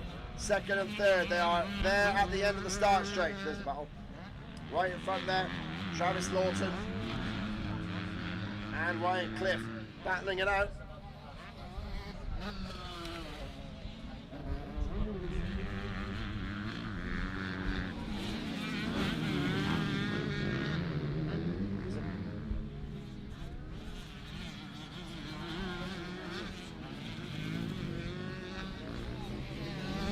Oh, Ryan Cliff trying to make an inside move on Travis Lawton.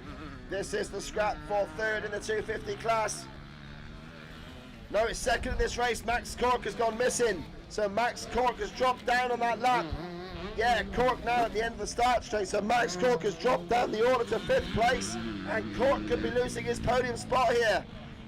Wow, what a turnaround in the final laps of the race. So Lawton is now 2nd, but Ryan Cliff is all over his back wheel. So that is sketchy. Now Harry Lee then is certainly looking at the overall victory. There's not even a tiebreaker to be involved there. Travis Lawton in 2nd place. Wow, all change here. That would put Lawton on 116 in terms of points. Ryan Cliff in 3rd place would be on 121. No problem there then. Fabian Junior Morrison in 4th place would be on 111, so it's Max Cork that's the problem for us at the moment. Max Cork, 85 coming into this race. 5th place would see him. Oh, it's all over the place. Well, crossing the finish line then, Harley Marjak has won the race, no doubt about that. He takes the 125 overall victory ahead of Archie Stapley and Robbie Daly. Harry Lee will be your overall winner in the 250 class. Of course, it's 42 points for 2nd place, so Lawton at the moment looks like he's going to collect that. And that will see him on 116 if it stands like now as he takes the final corner. And he is going to hold off Ryan Clift, or is he? Oh, it's close. Lawton just about holds on there. So Lawton finishes on 116 points. Ryan Clift finishes on 121. That should be enough for a podium. Fabian Junior Morrison comes home in 4th place. He's not going to make the podium on that one. But Max Cork there in 5th spot. Oh, as one rider stops in the final lap as well. So Max Cork would take 36 points for 5th place if he stays like that. That would see him on 221. So then, the podium would be crazy to work out. It would be Clift that takes 2nd place. So there we are. Harry Lee will take the overall, but then Ryan Clift would take 2nd overall with that final move there. Well, he still finished 3rd place, but that got him onto 121 points. Harry Lee, for sure, is your overall winner there on 127. So Ryan Cliff would finish on 121. Max Cork did finish in 5th place with the fastest lap. No points for that, sadly, for him. But that would see him through to 121 points as well. Because on the final race tiebreaker, Ryan Cliff will take 2nd and Max Cork takes 3rd overall. Wow, smoke is coming out of my ears, but we're looking good now. The Clubman C class is just about to hit the line. There they are, ready to go. And the Clubman C class will be our penultimate race. After that would be the vets classes.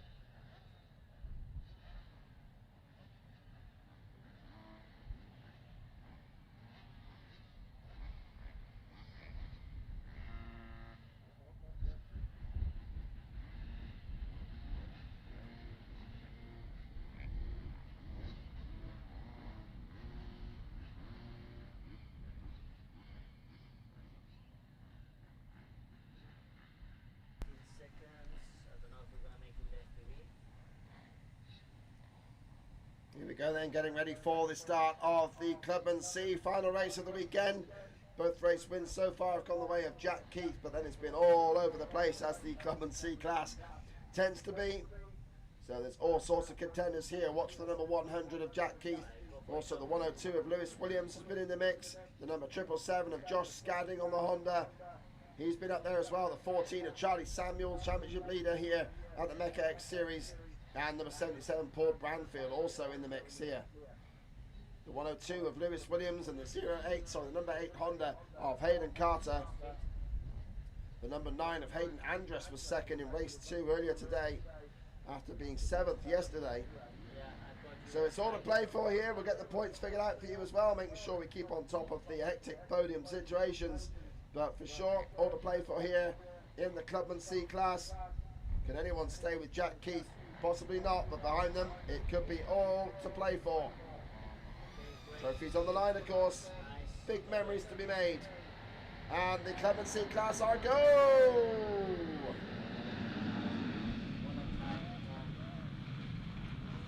Ben Cannates with no transponder does lead at the moment. He's not in the overall at all. Jack Keith is there, right on his heels. He's got a proper scrap going on in the Clubman C class. It's going to be entertaining. And number 6 is right up there with Shane Turner. Nowhere near the front all weekend. Turner is right up there now, the number 6 KTM rider. But Barnfield scrapping it out with the number 9 of Hayden Andres. So Andres is right up there.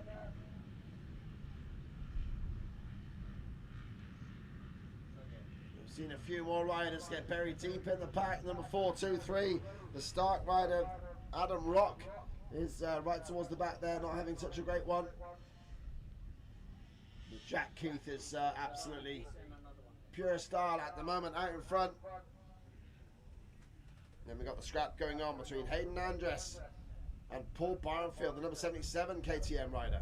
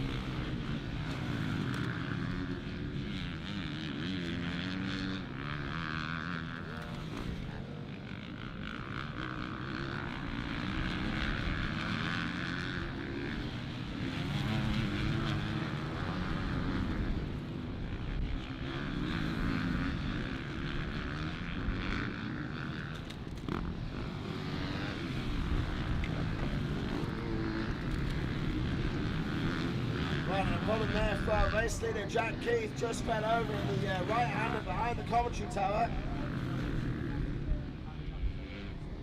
So Jack there having issues, but he gets back up still in the lead, amazingly. That's the sort of gap he had built already.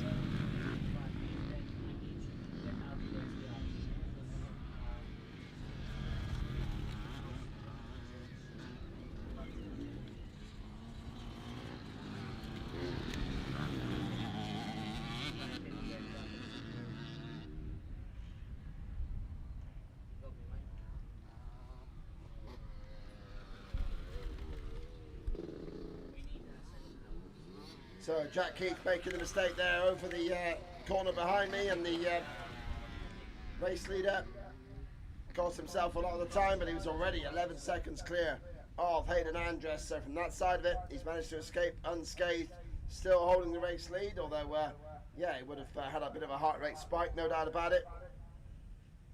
And behind him, there's still plenty to play for. Hayden Andres there, second earlier today.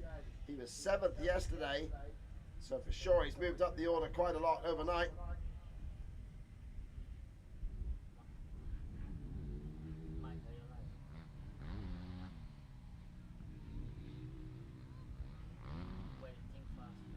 Josh Scadding has had a bit of a nightmare. The number 777, he was up into a good spot before this final race. At the moment, can't quite see him on our scoring charts, so not sure if Josh has actually made the start for this final one. Doesn't look to be out there at all, so that's a real shame for the 777 Honda rider, unless it was a mechanical issue or some problem on the first lap. But otherwise then Hayden Andres is looking good at the moment, possibly for the overall second place. Although Lewis Williams will have something to say. He is in 4th place at the moment, the rider who was 2nd yesterday and only 5th in race 2. And Hayden Andres are the fastest lap of the 2 there, because of course he had the crash of Jack Keith to deal with.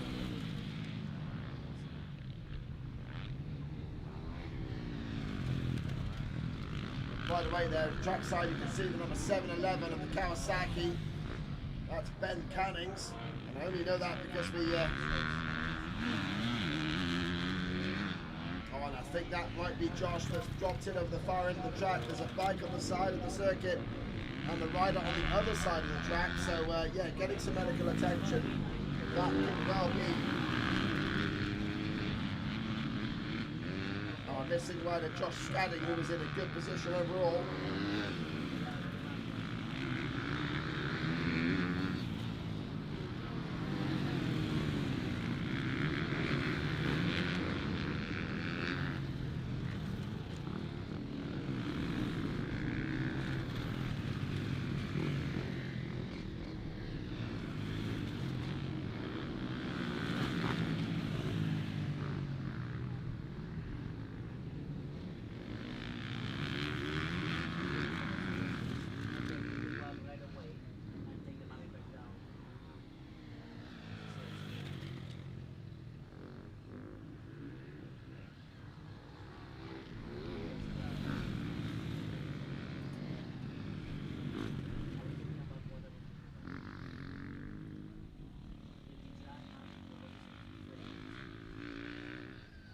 So Jack Keith still in control of this one, as it has been all weekend in the Clubman C class. But Hayden Andres at the moment is there, 2nd place in this race. And he had just 2 points to close in on Scadding, who is down and out of this one, it looks like. But Lewis Williams there in 4th place is the one that could well still get back ahead of Hayden Andres. At the moment, the podium would be very close, but it would be actually level on points. No, it would be Andres who would take 2nd overall at the moment. Lewis Williams would drop down to 3rd place. Paul Branfield is currently there in 3rd spot in this race. Would just miss out at the moment because he's got to make 4 points up on Williams and 2 on Andres. And of course, those are the riders all around him at the moment. So for sure, Paul Branfield will be a little bit upset that he's going to miss the podium by the looks of it at the moment.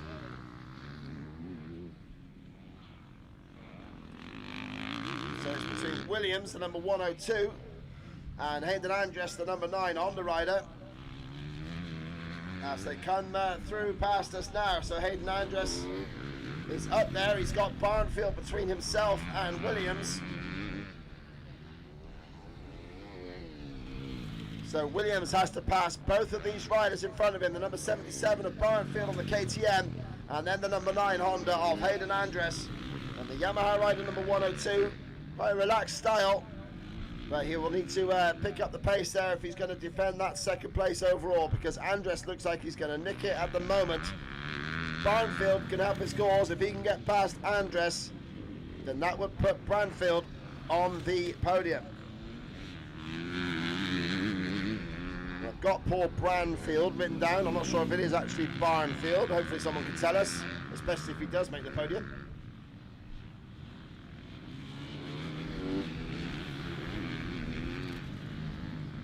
This night, Clubman C class riders enjoying a bit of sunshine out on the track now, and that will certainly dry things out even further. Starting to see a bit of rock come through and a bit of smooth lines out in front of me there. Oh, and there's a Honda down. Is that our number 9 rider? No, it's not. It's number 13 that's dropped the machine. And that's Freddie Sweet Watts, who is in 6th place. So Freddie, number 13, dropping out of a good position there. And then it looks like it's the 409 that has dropped down out of the record in there at the moment. Adam Bungay getting pushed off the side of the track. So we're not sure what happened to the 177, the 777 of Josh Scadding, because he was in a podium position for sure. but he's not in any sort of position at all at the moment in our timetable. So a real shame. Not sure what happened, but at the moment, sadly, Josh Scadding has not been able to get in there.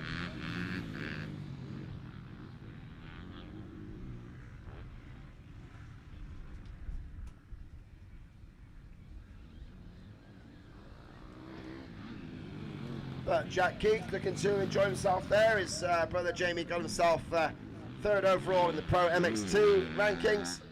And here comes the number 100 rider. Basically says he rides part-time, hasn't ridden for a long time. And yeah, certainly he's got the similar sort of laid-back style to Jamie Keith. And yeah, he's certainly too quick for this Clubman C group, there's no doubt about that. But yeah, he hasn't ridden for some months, so from that side, why not? Why would you put yourself in a higher class if you're not a regular rider?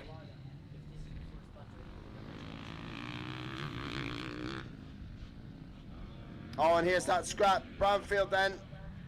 And Williams has already closed right in on him. And it looks like Hayden Andress has dropped back behind both of them. So the number 9's gone missing now. And Lewis Williams will be clear in second overall, especially if he passes Brownfield. The riders number 77 and 102 battling it out there. And now Andress, where is the number 9 gone?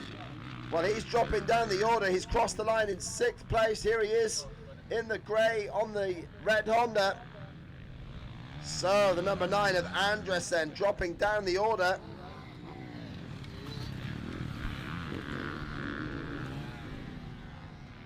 Into 5th place. So Andress, that's going to drop him right down.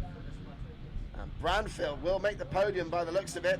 We've got them on screen now. Lewis Williams trying to chase down Brownfield. This is for second in the class.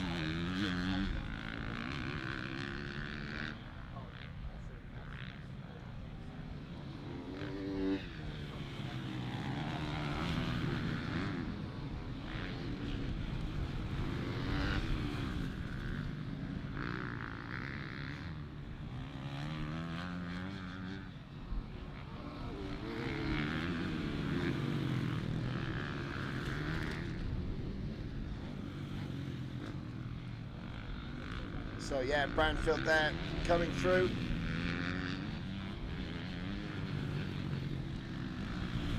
At the far end of the circuit now then is the number 77 KTM. He leads ahead of the number 102 Lewis Williams. That's a battle for second place at the moment, way behind Jack Keith, who's flying out in front still. Charlie Samuel up to 4th place now, ahead of Hayden Andress. So Andress there basically needed to get ahead of Lewis Williams.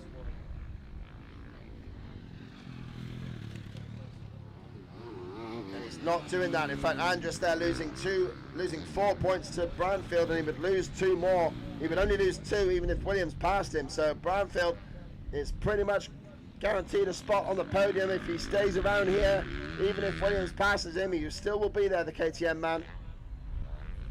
As Freddie Sweet Watts recovers after his little accident there and works his way back past a couple of riders. Number 13 on our screens, working his way forward. He got back on board. He was 6th. He's now in 12th place. Looks like he's just moved his way past Alfie Butcher and is trying to get through on Hayden Carter.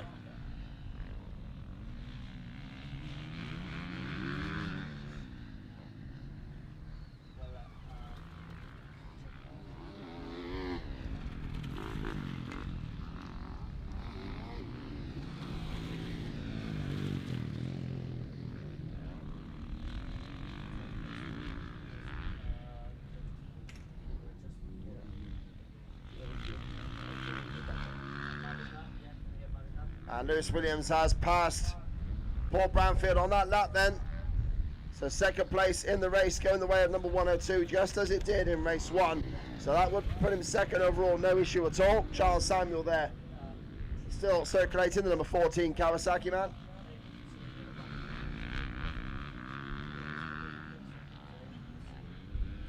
Charlie Samuel in 4th place now, so he would be there. He was 5th equal going into this race. equal with Branfield. So Samuel, well, he's got quite a gap to make up there. He's got 23 seconds to close in on Paul Branfield, so that's going to be a very tough ask for number 14, the series leader in the Mecca-X series.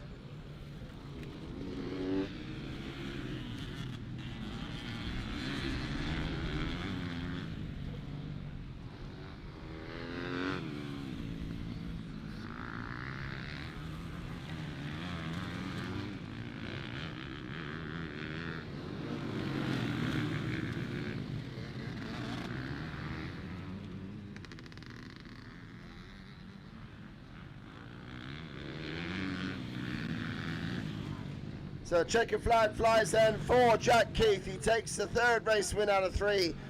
Nice result for him.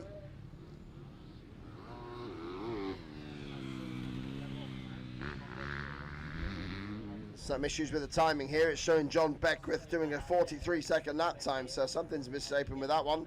But either way, Jack Keith, we know, is the race winner there. Lewis Williams looking to come home in second place.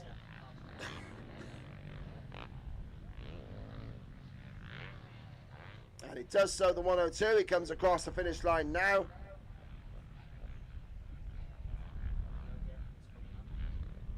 So there's the 102. He takes second overall.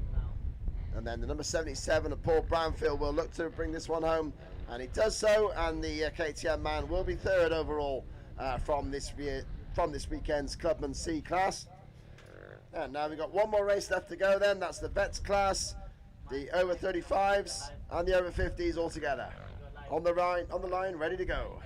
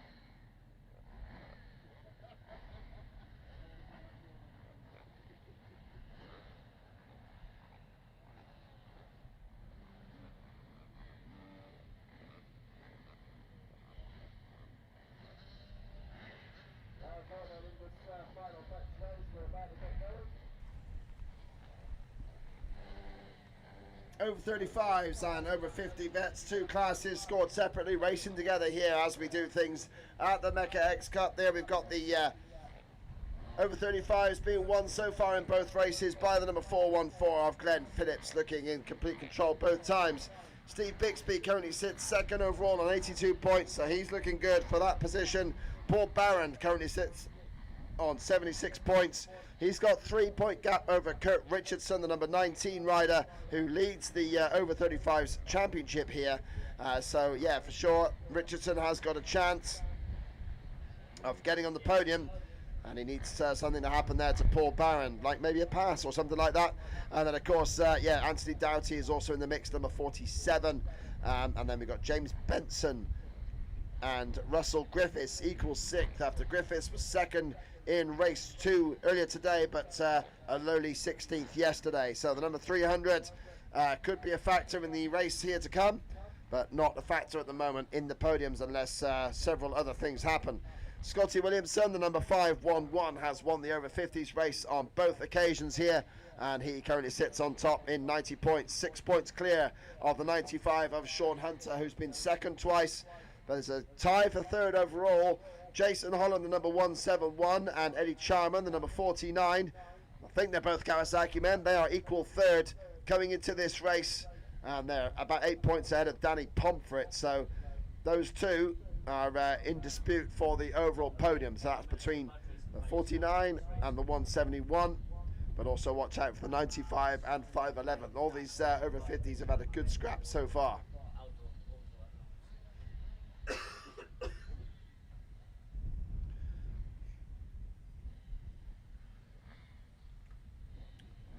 Just having a quick lull there just to make sure that we've got everything covered.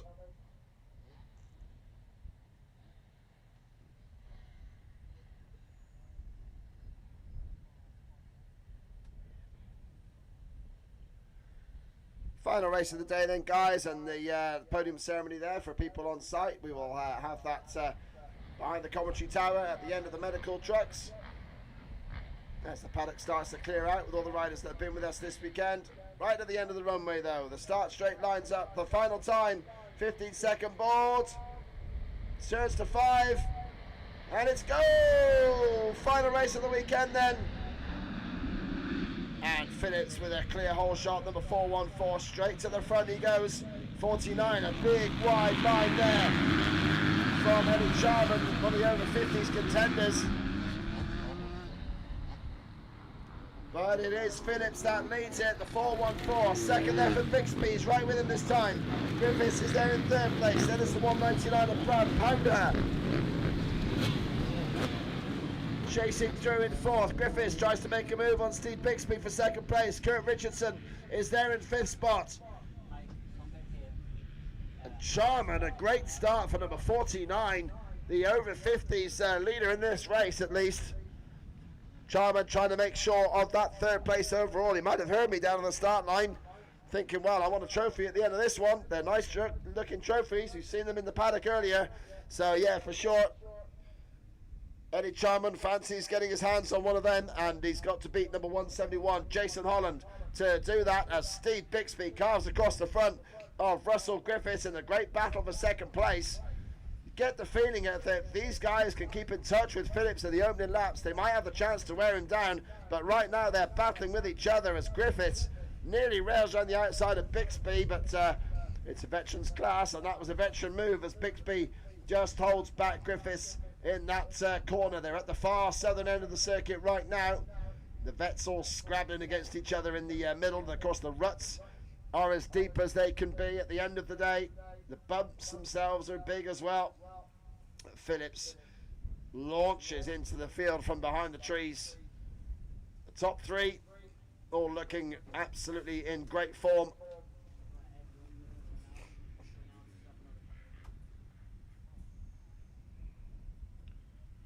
Second for Bixby, third for Rusty Griffiths there. Number 300 looking good. Trying to chase down Bixby. He's got speed. You feel he might well have a good chance possibly of keeping Phillips honest out front. But at the moment, Bixby is right in his way and he can't seem to shift him.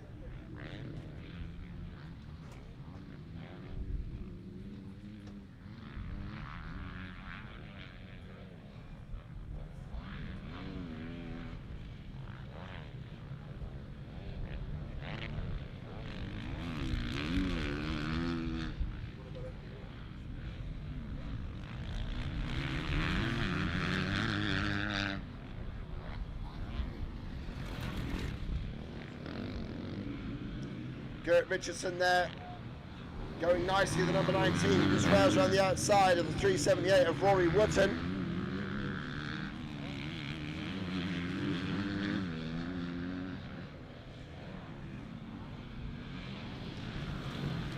So Richardson in 4th spot, but that's not going to be enough at the moment to get him up there, because Paul Barron is in 6th place and he's got to catch up a few points to Barron. Well, it might be close. There's 3 points between them on track, and that's the gap between them in the points coming into this race. So Barron has to make a move. He's got to get past Rory Wootton at least to make sure he can pick up that 3rd place trophy in the over 35s class.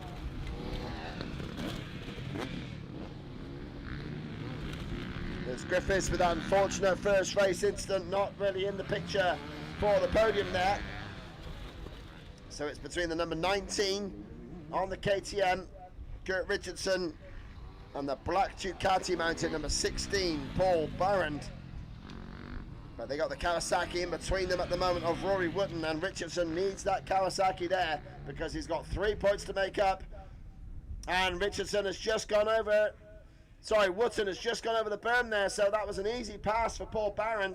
And in fact, he's closing right in now on Richardson. The 3 of them are on our sites on the live stream here, the flying point of view camera, right behind the Kawasaki man. And the men in black are just ahead of them. Barron trying to chase down Richardson.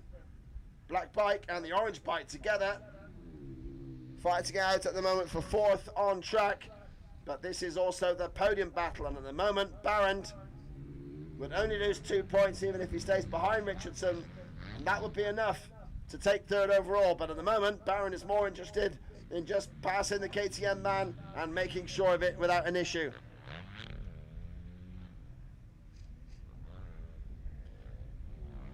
And in the over 50s again, Stephen Halfhide has had a great start to this one.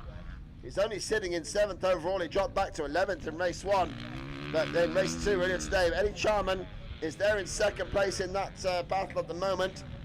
He's got Scotty Williamson close behind him, then Sean Hunter. They're the top 2 in the overall, and Jason Holland is the one that Eddie Charman needs to beat to make sure he gets on the 3rd step today and take a nice trophy home with him.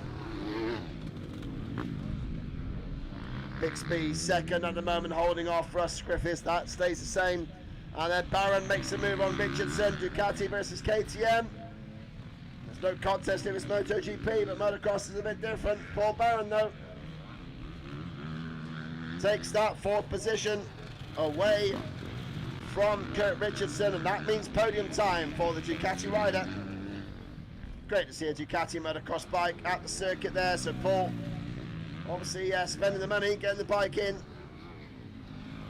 And it is such a good thing to see those bikes. Whoa, Richardson losing control there out of one of the corners. And loses precious time to Paul Barron.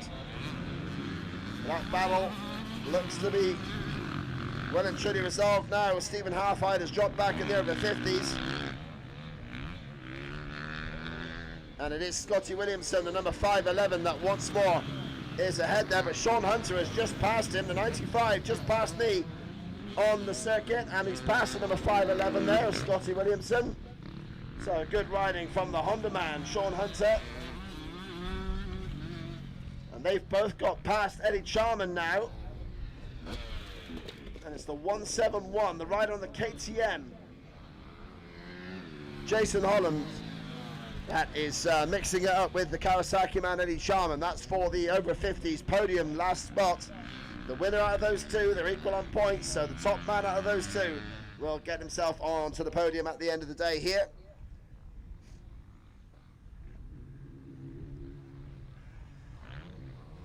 But there is about 6.5 seconds between them, so Holland has got some work to do to catch up to the number 49 Kawasaki man.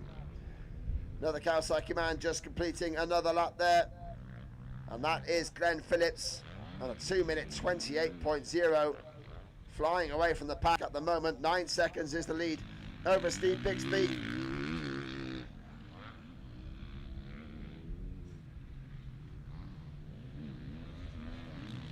Russell Griffiths a flying 3rd at the moment. Paul Barron on our screens has got to 4th place past Kurt Richardson. He's not dropped the KTM man, so Richardson trying to stay in contention for this one. Not going to be easy for him.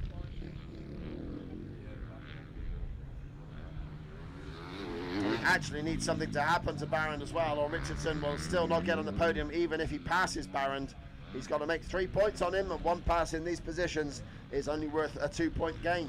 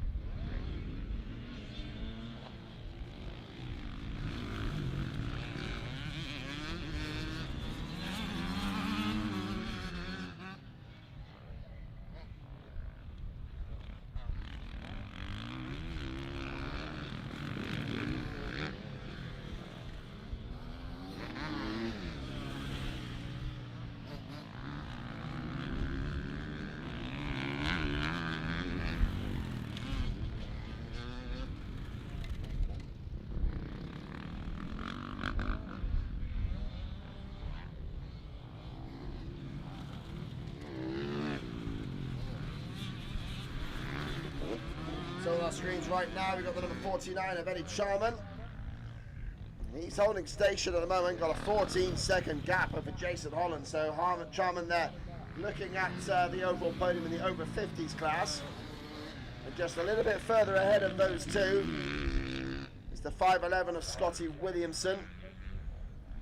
4 seconds back now from Sean Hunter. And these are the top 2 men in the over 50s class for the overall result as well. So riding just behind Eddie Charman in the purple kit. Green Kawasaki. Good to feature some of the over 50s.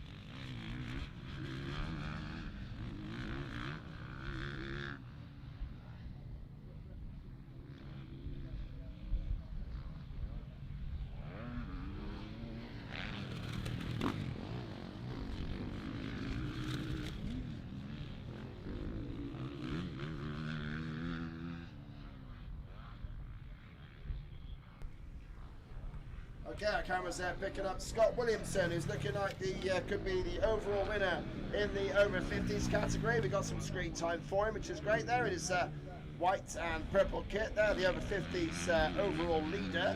He's won both races so far in this class, and he's currently behind Sean Hunter in this class, who's just a few bikes ahead of him there. But Scott Williamson looking to be the overall winner in the over 50s class. And if you're a trackside and haven't never catch the live stream, then you can tell Scotty that he's going to be on that live stream here, just giving him a bit of time there in front of the cameras to show off the over 50s, get himself a good shot here. There's obviously 15 years between the over 35s and the over 50s, at least. Quite a margin.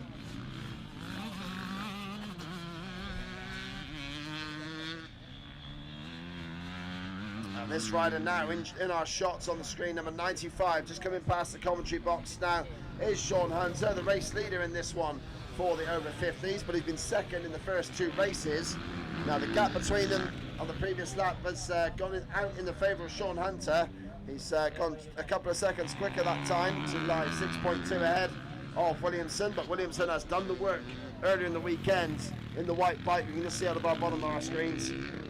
So it's a good looking day for Scotty Williamson. Sean Hunter, though, looking a bit of glory here to win this final race of the day in the over 50s category. Clock's just ticked over to 12 minutes gone. The schedule is 15 minutes, so it's going to be close for these guys. Soon going to get the last lap flag for sure.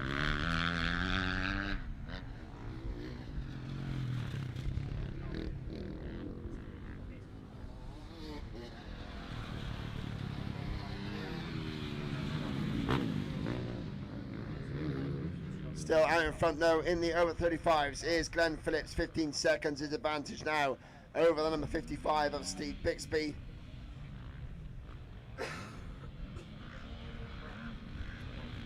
With Russell Griffiths there in third spot.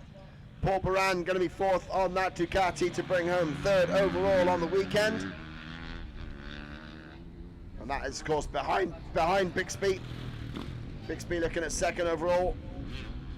And Glenn Phillips a perfect 1-1-1 for the overall victory in the over 35s vets classes.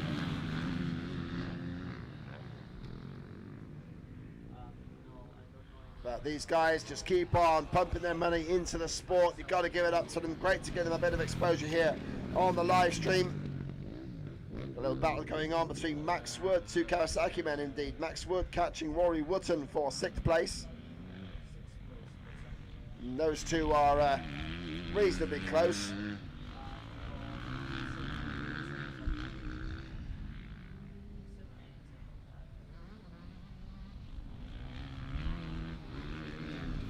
Still the over 50s there. Sean Hunter leading Scotty Williamson in this race, and Eddie Charman is looking to seal the deal for third overall. They level on points, him and Jason Holland. Holland on our screen at the moment, the number 171, and yeah, he's looking at fourth overall in the over 50s, having a bit of an argument with a Suzuki over one of the big jumps there, but still looking good. And then Bixby now just pulling through to lap the riders as checker flag flies for our race leader. Perfect weekend for Glenn Phillips. He takes the race win and the overall in the over 35 series for the weekend.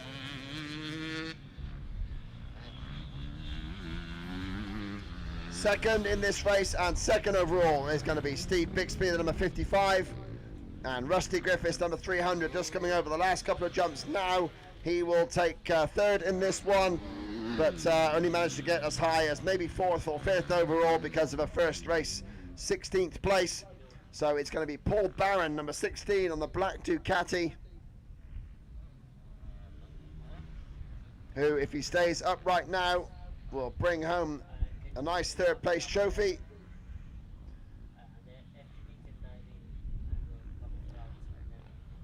Yep, and there he goes, the Ducati man, just over the last couple of jumps now. He's pulled well clear of Kurt Richardson in 5th place, but there goes Paul Barron. He takes that final spot on the over 35s podium. And the over 50s, Sean Hunter's going to take this final race win unless there's a problem for him on the last lap. And Sean Hunter looks to bring home that win, which will see him in second overall after 2 seconds in the first. But Scotty Williamson, with 2 wins and a second, will win the over 50s overall. And Eddie Charman just getting the better of Jason Holland on that last race of the weekend is going to grab third overall, the number 49. And that's going to be a good one for him because Charman is also the overall leader in the over 50s championship.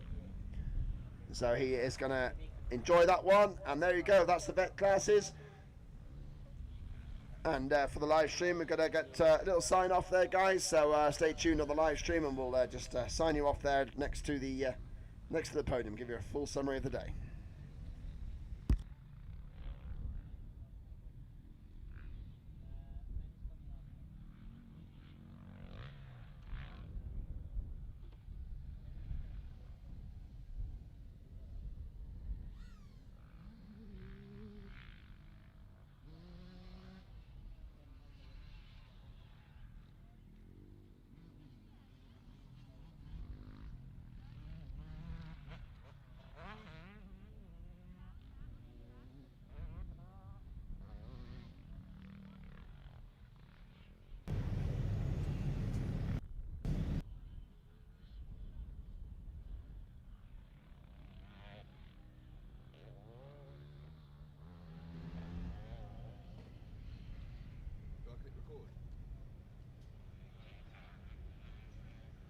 Okay, everybody, thanks so much for tuning in to the live stream here from Oxford Motor Park. The Mecca-X weekend has been a fantastic success. Many people here attending, and great to see Jeffrey Herlings and all the pro guys throwing it around as well.